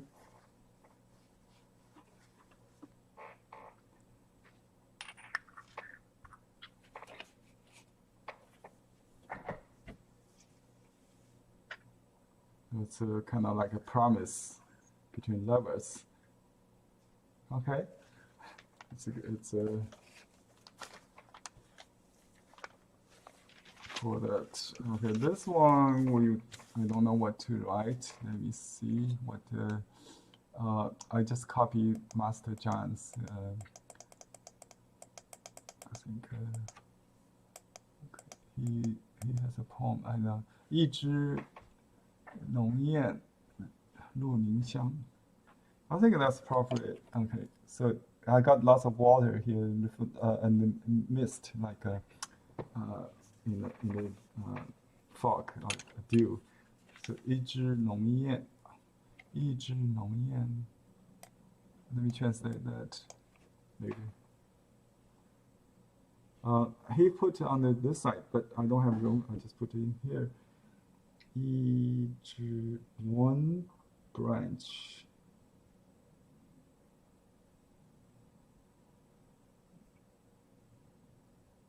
Nong means luxuriant. 浓艳, yeah. He used a kind of variation of this character.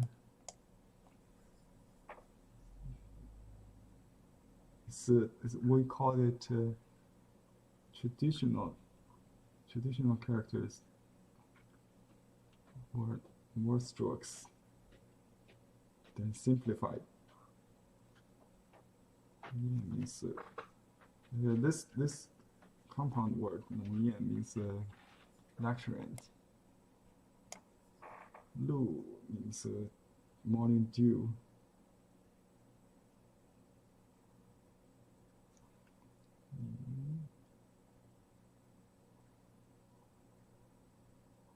Concentrate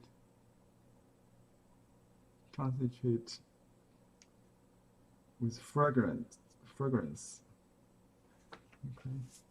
Concentrate fragrance in the morning dew with luxuriant color.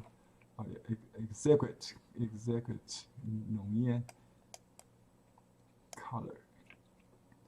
Okay. 一枝浓艳. One branch. Yeah, that's okay. And then the year of the ox. I'll put this season 立夏, start of summer.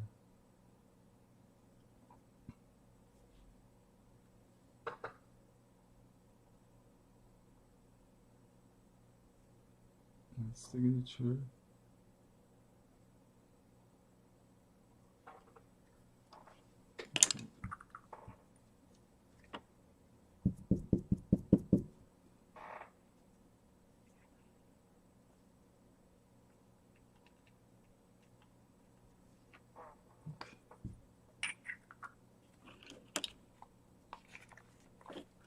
Okay.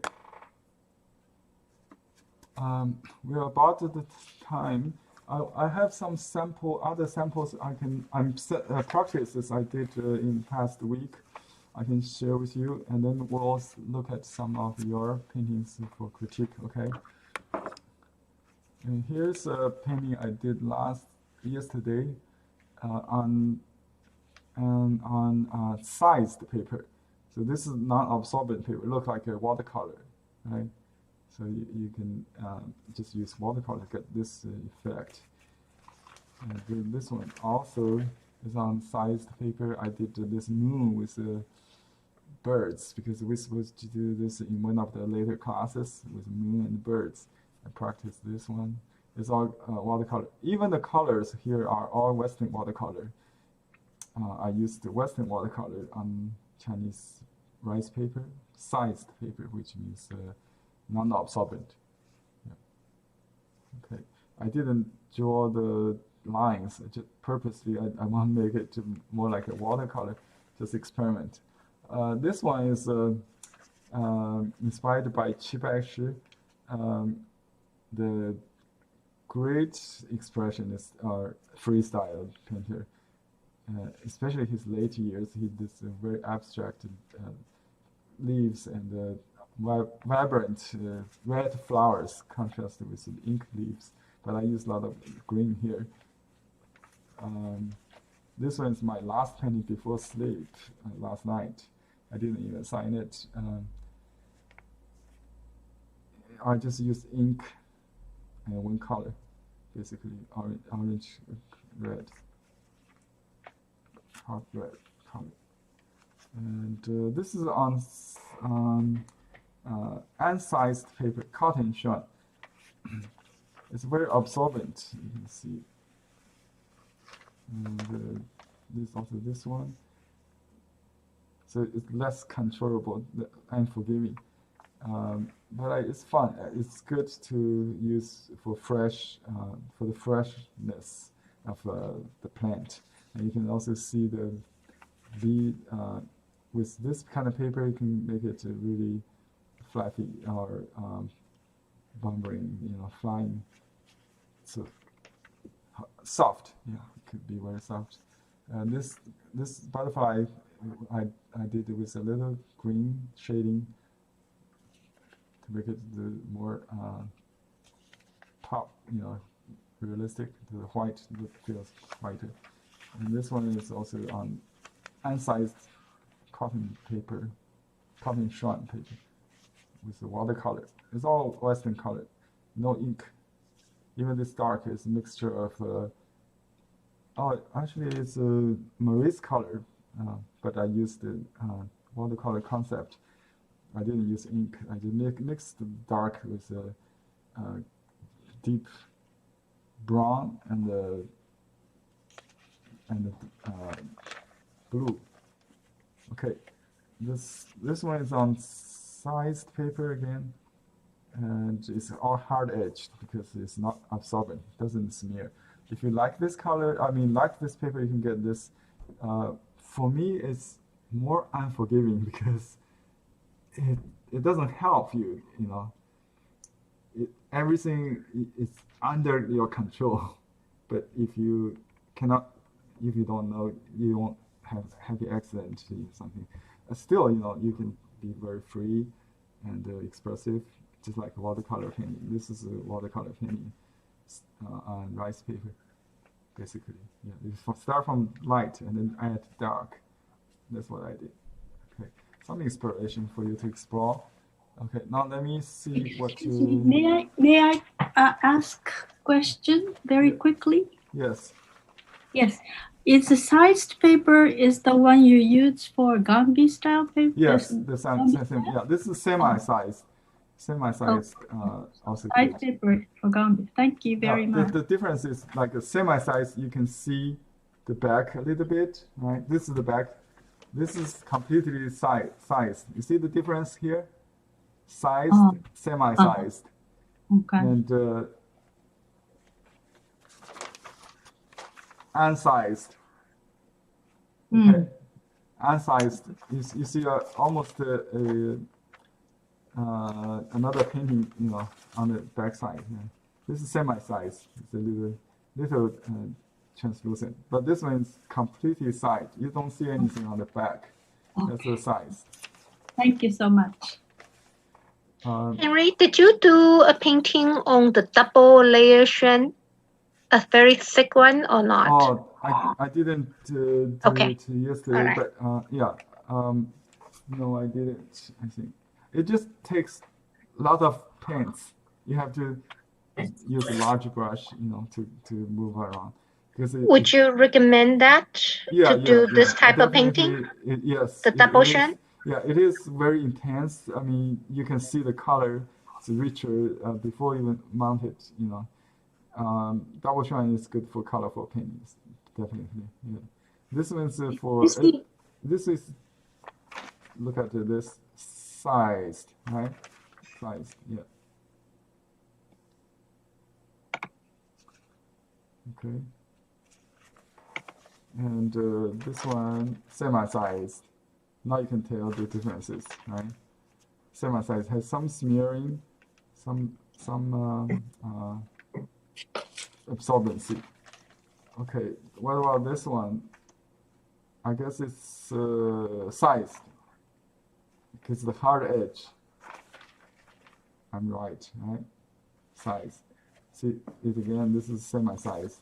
You can see from the back.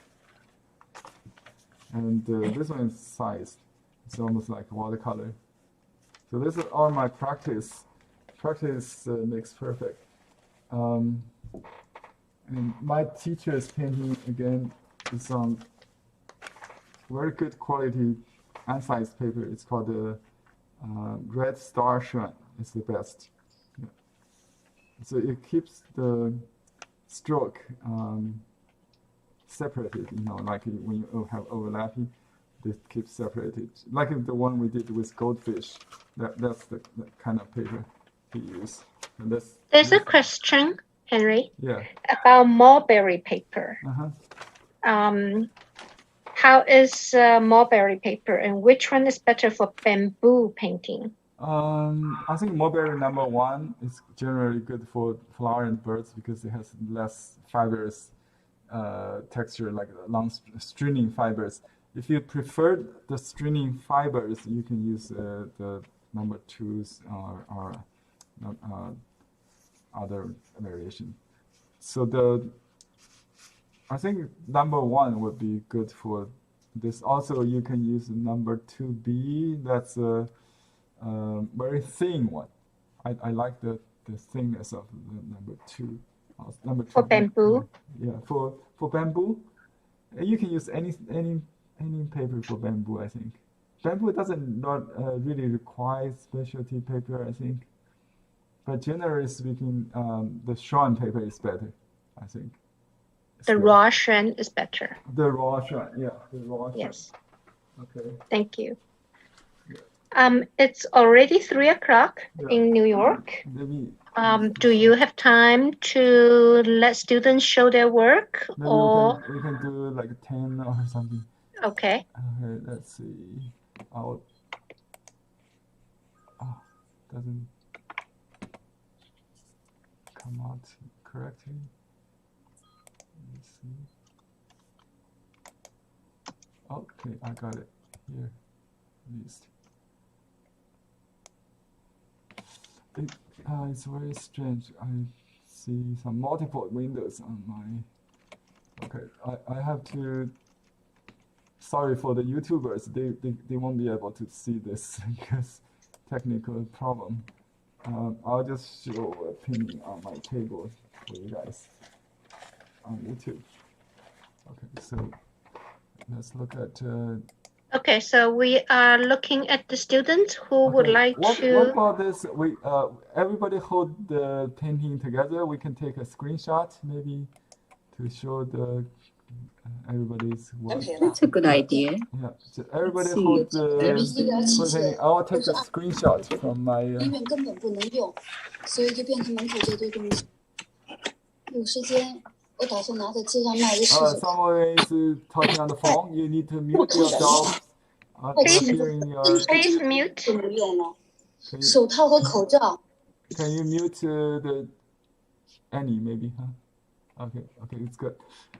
Yeah, hold the picture again in your face, so we can take a shot. I'm going to. I would call 1, 2, 3. Just hold it.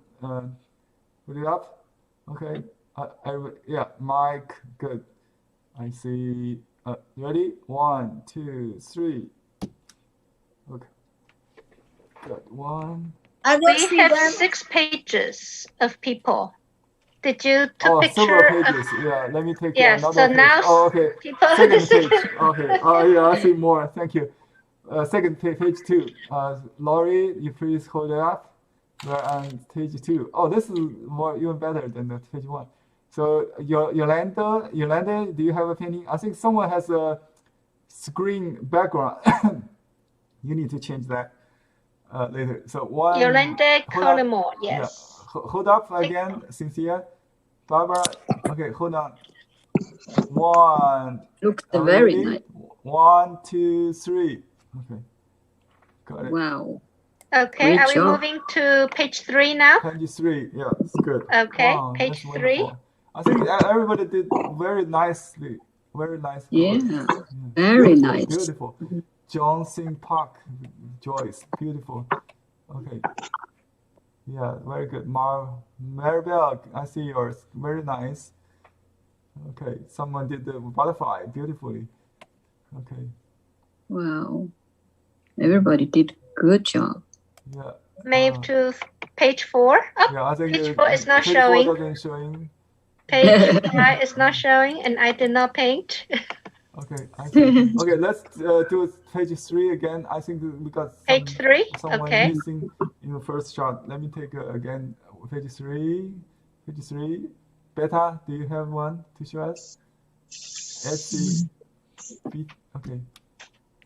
No more. Okay. Marable, amazing. Marble. Okay. Page 2 again. Oh, beautiful. Someone did Michelle. Very John nice. Sim I like Park, the amazing also. Yeah. Okay. And I love your color of the leaf and the flower and Rayton. Oh, some of you did even better than mine. Thank you. Thank you. I really like Anne's color combination. Yeah. Okay. Can I pick Anne out right now just to spotlight? I want to see more carefully. That's right. That's a good idea. Spotlight for. I'm looking so Henry. Spotlight anybody. Oh, this one. They have a very impressionistic. I love your color. Thank you. Thank you. So how? Okay, now I see spotlight to screen now. Are we going back to page 2? Let me see. How do I? I am. Or do you want to pick a few individual ones to critique? Okay, yeah, please. Who would you like to pick? I don't see anybody here. Let me see. Can you spotlight anyone you like? Okay, I see Susan Mink raising hand the first time. Okay. Yeah, so this is Susan Mink. That's pretty. Yeah. Okay. Very pretty. Susan, you need to hold down your spotlight. Sorry, your hand must be sore. Okay. Yeah, you got very cute butterflies. I noticed the first. Very good gesture. Yeah. The butt is a little too round. It could be a little off round. Yeah. The butt part. Yeah. Other than that, yeah, the leaves could be a little dense somewhere, and then vary the shape, a little more, overlapping a little more to get some dense leaves around the flowers. It would be nice. Other than that, very good. I like the off-centered flower with a lot of space for the butterfly in the sky. That's good. Very well done for the first Peony. Thank you. Diana, next. Then, okay. You need to put it in front of your camera. Yeah, back. a little back. Back first. Yeah. Okay, now we see it.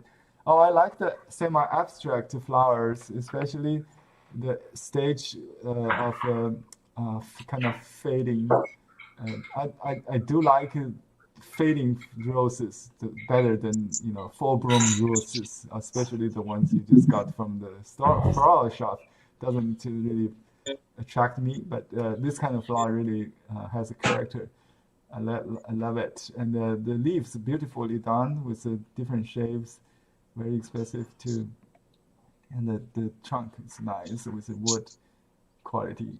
And the butterflies, yeah, very cute. It could be a little different. The back one could be a little softer, so give it a contrast. Yeah, but it looks very nice, very decorative, very suggestive too. At the same time, it's a good balance between decoration and sketch, life sketch. That's the characteristic of this kind of painting. So you got more expressionistic quality. I like that. Okay, thank you, Dan. Susan. Okay. Susan, your turn. Yes. Oh, beautiful. I like the size you're working on. Beautiful. Wow. Yeah. Big one. Yeah. Very nice movement. Okay. Some leaves could be a little darker, maybe just to create a contrast. Yeah. That's very nice. Do you have any questions? Susan is muted. Yeah, I am unmuted. Yes. Maybe because the paper is too transparent. Let me put something. Yeah. It could be better. Yeah, with that. But still, you can have almost like a dark leaf, especially on the right, on your left side. Yeah, Okay. could be a little dark around the flower. I think the master did the first group down to the tip part. Is dark. That could be also yeah. The veins is a little bit. The center vein could be on the top instead of on the lower, so it's a little bit off perspective. I think if the vein could be, so you may just darken it just to hide some of the veins. The vein, yeah, it should be more. The center could be more on the top, not on the bottom or the middle. Oh, okay. Yeah. Okay. Okay. Okay. Good. Lily. Okay. All right. Thank you. Thank you, Susan. Okay. Two. Okay. Just pick one. You want, yeah, the one on your left side. This is the first one. Yeah. So this is nice. You've got very beautiful two flowers in different blooming stage and a bud. Very nice. Yeah. Very good. Right. Very good. Well done. Okay. Next person.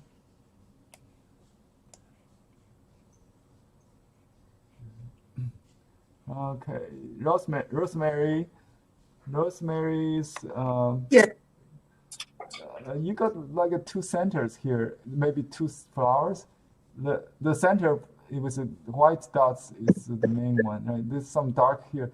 It's a little bit confused, but it's good. I generally, I like the color of the tone. This dark on the top could be a little softer. More dark should be in the center part. If you do this, the outer line, with the dark on the contour, it's more like a rose. We'll learn later. So when you do the rose, I hold the brush upside down, which means the tip on the outer side instead of in the center of the flowers. Just let you know. Okay. Just keep the brush center in the center instead of on the edge, to avoid the rose petal look. Okay, your leaves are fine. Could be a little stronger compared to the flowers. So some shape could be larger, especially the center leaf. Like I showed you the real flowers. Could be like three leaflets. Yes. Yeah. Okay. Yes. The woody part could be a little brown and drier. This branch with sprout should be woody. The leaves and flowers are grassy or herbal. That's new growth. So the sprouts usually come from the dry stems. That's woody part. So the composition is very nice. The butterfly is good. Yeah. Okay. Very nice. Very good. Okay, Rhonda. Rhonda, compositionally, I think it's a little too loose, but the color is nice. The butterfly is beautiful with the voids and suggesting. Okay, so you might want to give a little more stems to connect the flowers. The leaves. So just make sure that I do see that now the stem is faded. So there's a stem behind that. Yeah, it's good. I like that. The flowers, the two flowers, beautiful. You can have the leaves a little darker. Just to add a little more maybe. And darker the branches should be fine. It looks like you have a root on this side too, but you don't have to. Next time just keep one entrance on your left, just let it hang down. Now you have two entrances. That's fine. You can make it clear. So one branch coming from lower left. Oh, no, right. Yeah. Okay. I'm hearing the voice myself. Let me see. Okay. Those who's not talking, please mute yourself. We seems to have a lot of interference. Thank you. Yeah, mute yourself if you're not talking. Karen, I can mute. Okay. Yeah, I like the Chinese inscriptions you got already. So you read Chinese. You're Japanese from your name, right? Okay, perfect kanji. Meiko is muted. That's why she cannot talk. Meiko,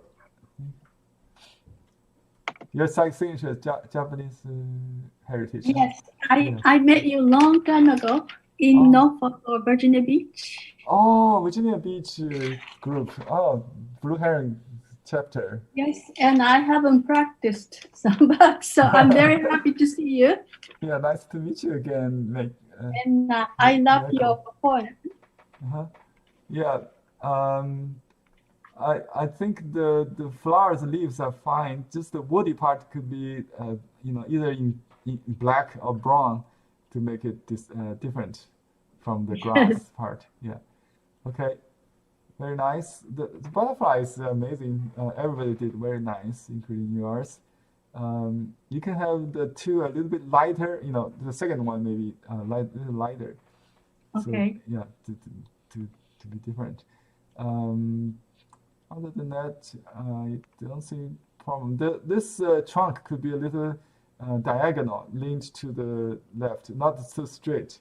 Maybe a little leaned, to create a movement.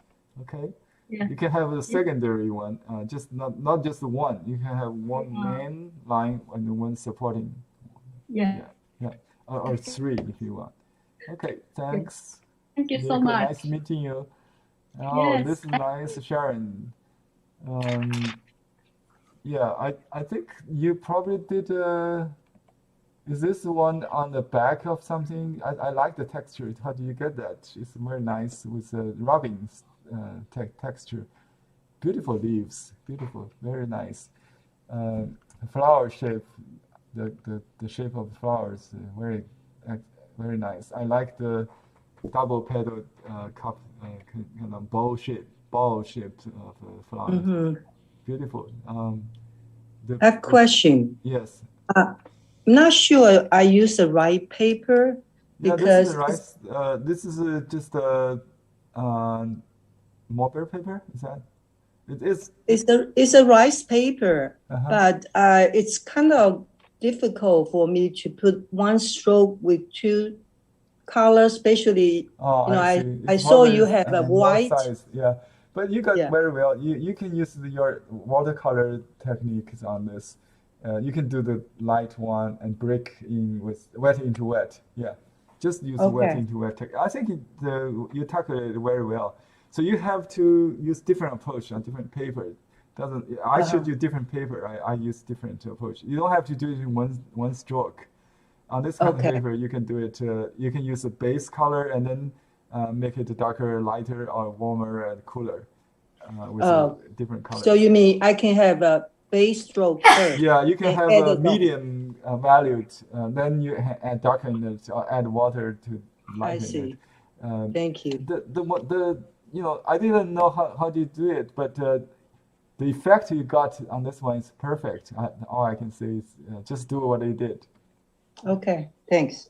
You're welcome. Ling, or okay. Oh, I like the large flowers with abstract shape. Yeah, they do look like this big, almost like your face. You need to back up a little bit, Lynn. Yeah. Okay. Yeah, your flower has no problem. The leaves could be more developed, so they don't look like too barren. Kind of. Yeah. So you could be more leaves. The clusters could be. It doesn't look like a peony though. You know what? I have a peony. It's when they come the first year, it looks like that. No leaf, leafless, just a flower. So you never know. In real life, it could be like that. It's just yeah, very nice contrast. I love it.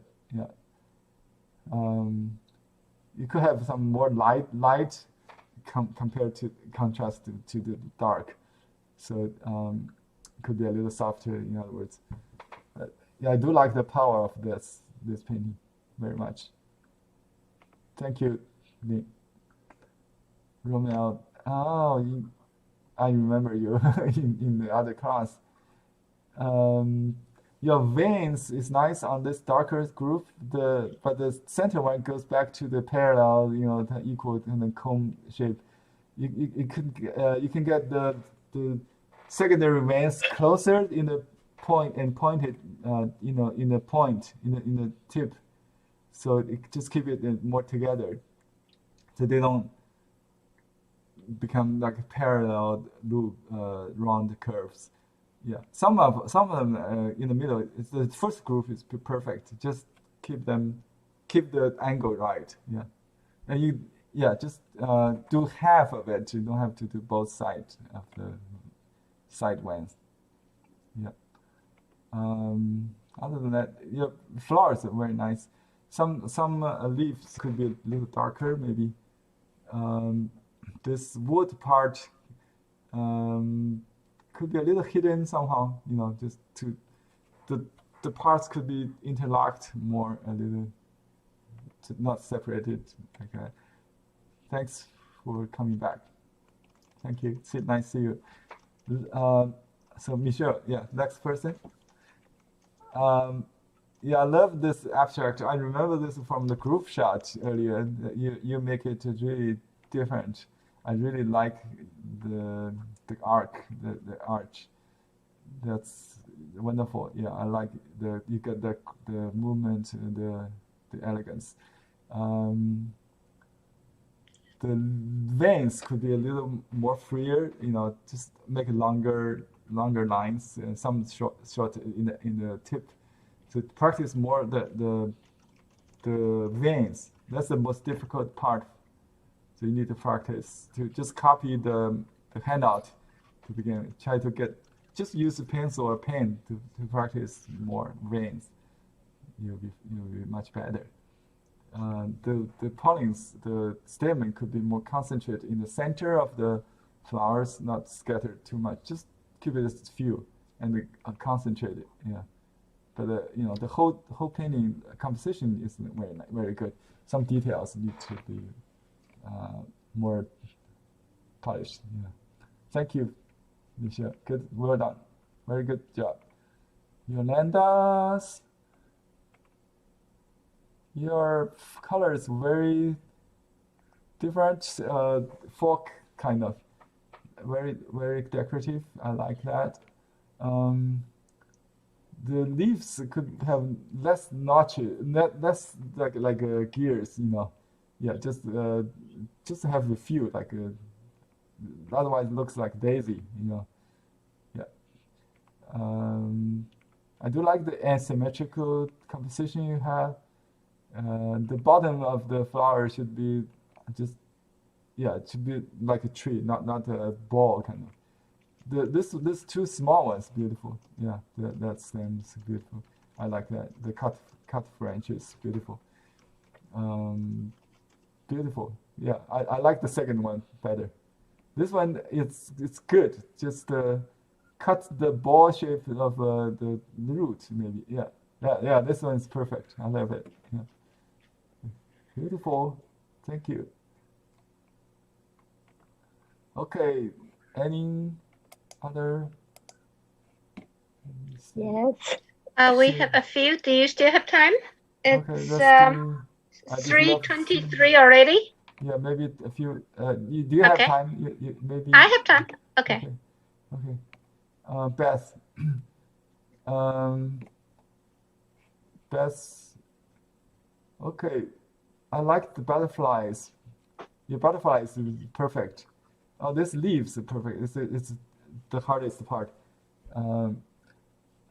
The flowers on the left is better for some reason. Yeah, it's more this double line, it should be should be 1.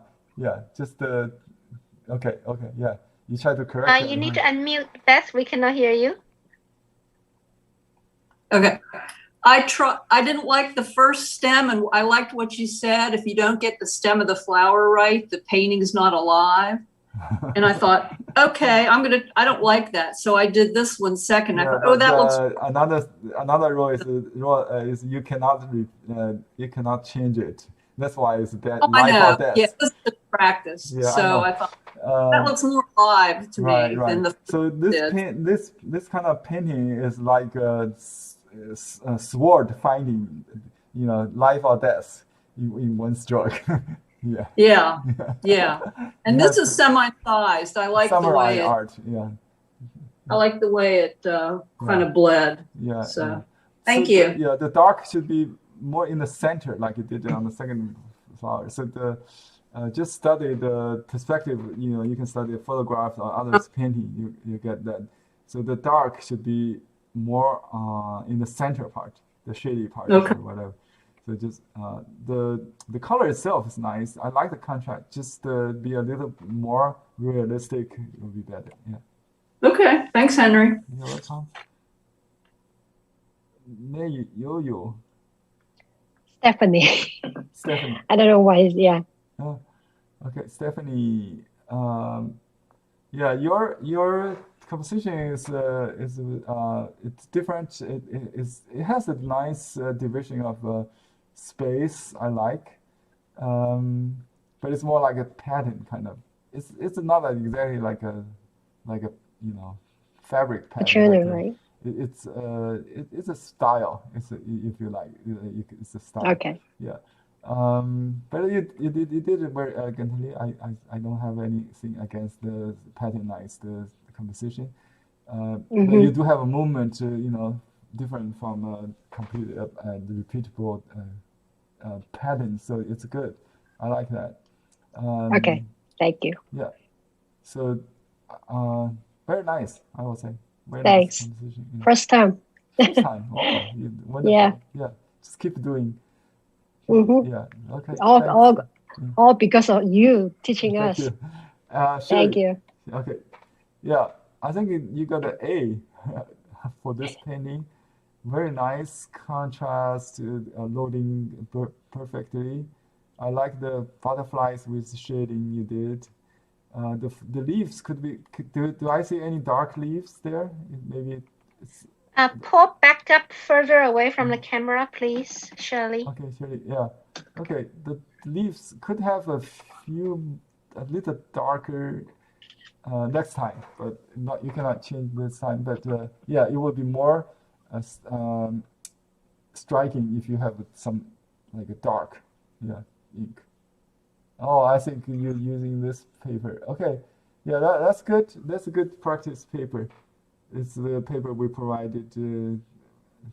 Yeah, I also use this paper sometimes. That's good practice paper. Yeah, it's not very easy to use, but you did it very well. I like it.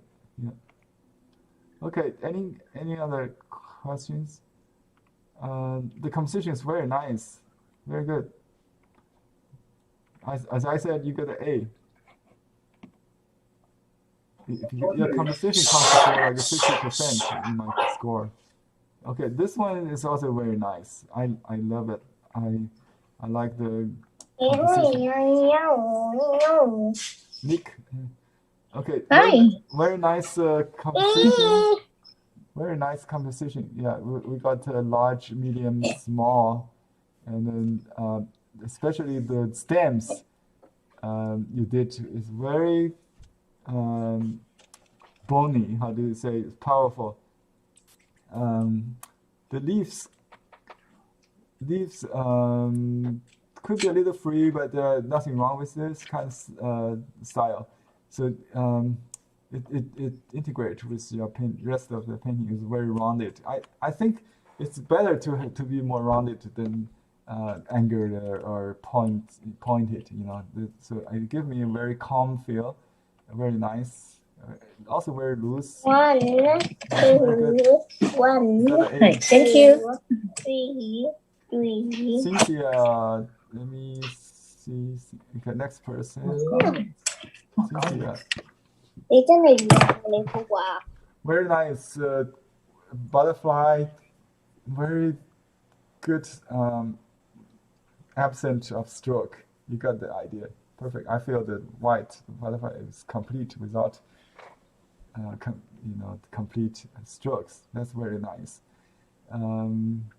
Your flowers and the leaves, very good, very Sumi kind of Thanks. calligraphic. What brush? Should I be using a goat hair brush or something else? Yeah, just use goat hair brush for the Okay. depths, but avoid those thorns. We use that only on roses. Okay. Okay. Okay. I got carried away, I guess. Yeah. you can come. All right. Thank you. Yeah. Thanks. You can make them into small stems, just sticking out. Extend that into stems. That will be fine. Verbal, you're very good at water control in this painting. Very fresh, very nice. I like the stamen you did in the center. The butterfly is a little small for some reason. Could be a little larger. Maybe you can extend the wing a little bit. Just add a little pattern on the edge to extend that. I think you will be more proportional. The leaves, you did it from outside in, or from tip to the bottom. I would do the opposite. I don't know, is that what you did? So just pour the leaves from bottom out instead of, instead of, especially that leaf on the top, give me a stiff look because you kind of, the tip is where you started. So I usually lift the brush at the tip, not pressing down from, sometimes you can do that. Just maybe you can just simply add a little water to the brush so the beginning of the brush is not so sharp. You can soften that. The rest is fine, just these few strokes. It bothers me a little bit because of the hardness, the sharpness of that. You can dilute it. You can dip the brush before you touch the painting. Just after you're loading, touch a little bit water quickly and then paint. You will soften the edge. Okay. Okay. Yeah. Very good. Thanks, Henry. The organization of the leaves could be a little better. Just grouping could be a little better. You have to study the samples or the masterpieces to get that. Yeah.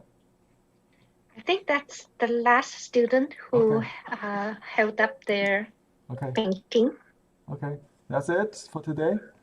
Thank That's you. it. Thank you everybody for taking this class, and we'll see you next week on the subject matter of Wisterias and cats, right? Yes, wisteria and cats. Yeah, I'll try to do them together. Maybe I don't know if I could. Thank you. Yeah. Thank you so much. Thank you very much. Thank you. Thank you. Bye-bye. Thank you, everybody. Bye. Thank you. Thank you, everybody. See you. Bye-bye. Thank you, everybody coming. Thank you, Henry. Thank you. Thank you, Henry. Thank you. Thank you, Yuming. Thank you for coming, everybody. Thank you. Thank you very Ellie. much. Thank you from Vermont. For Mama. Okay, I'm going to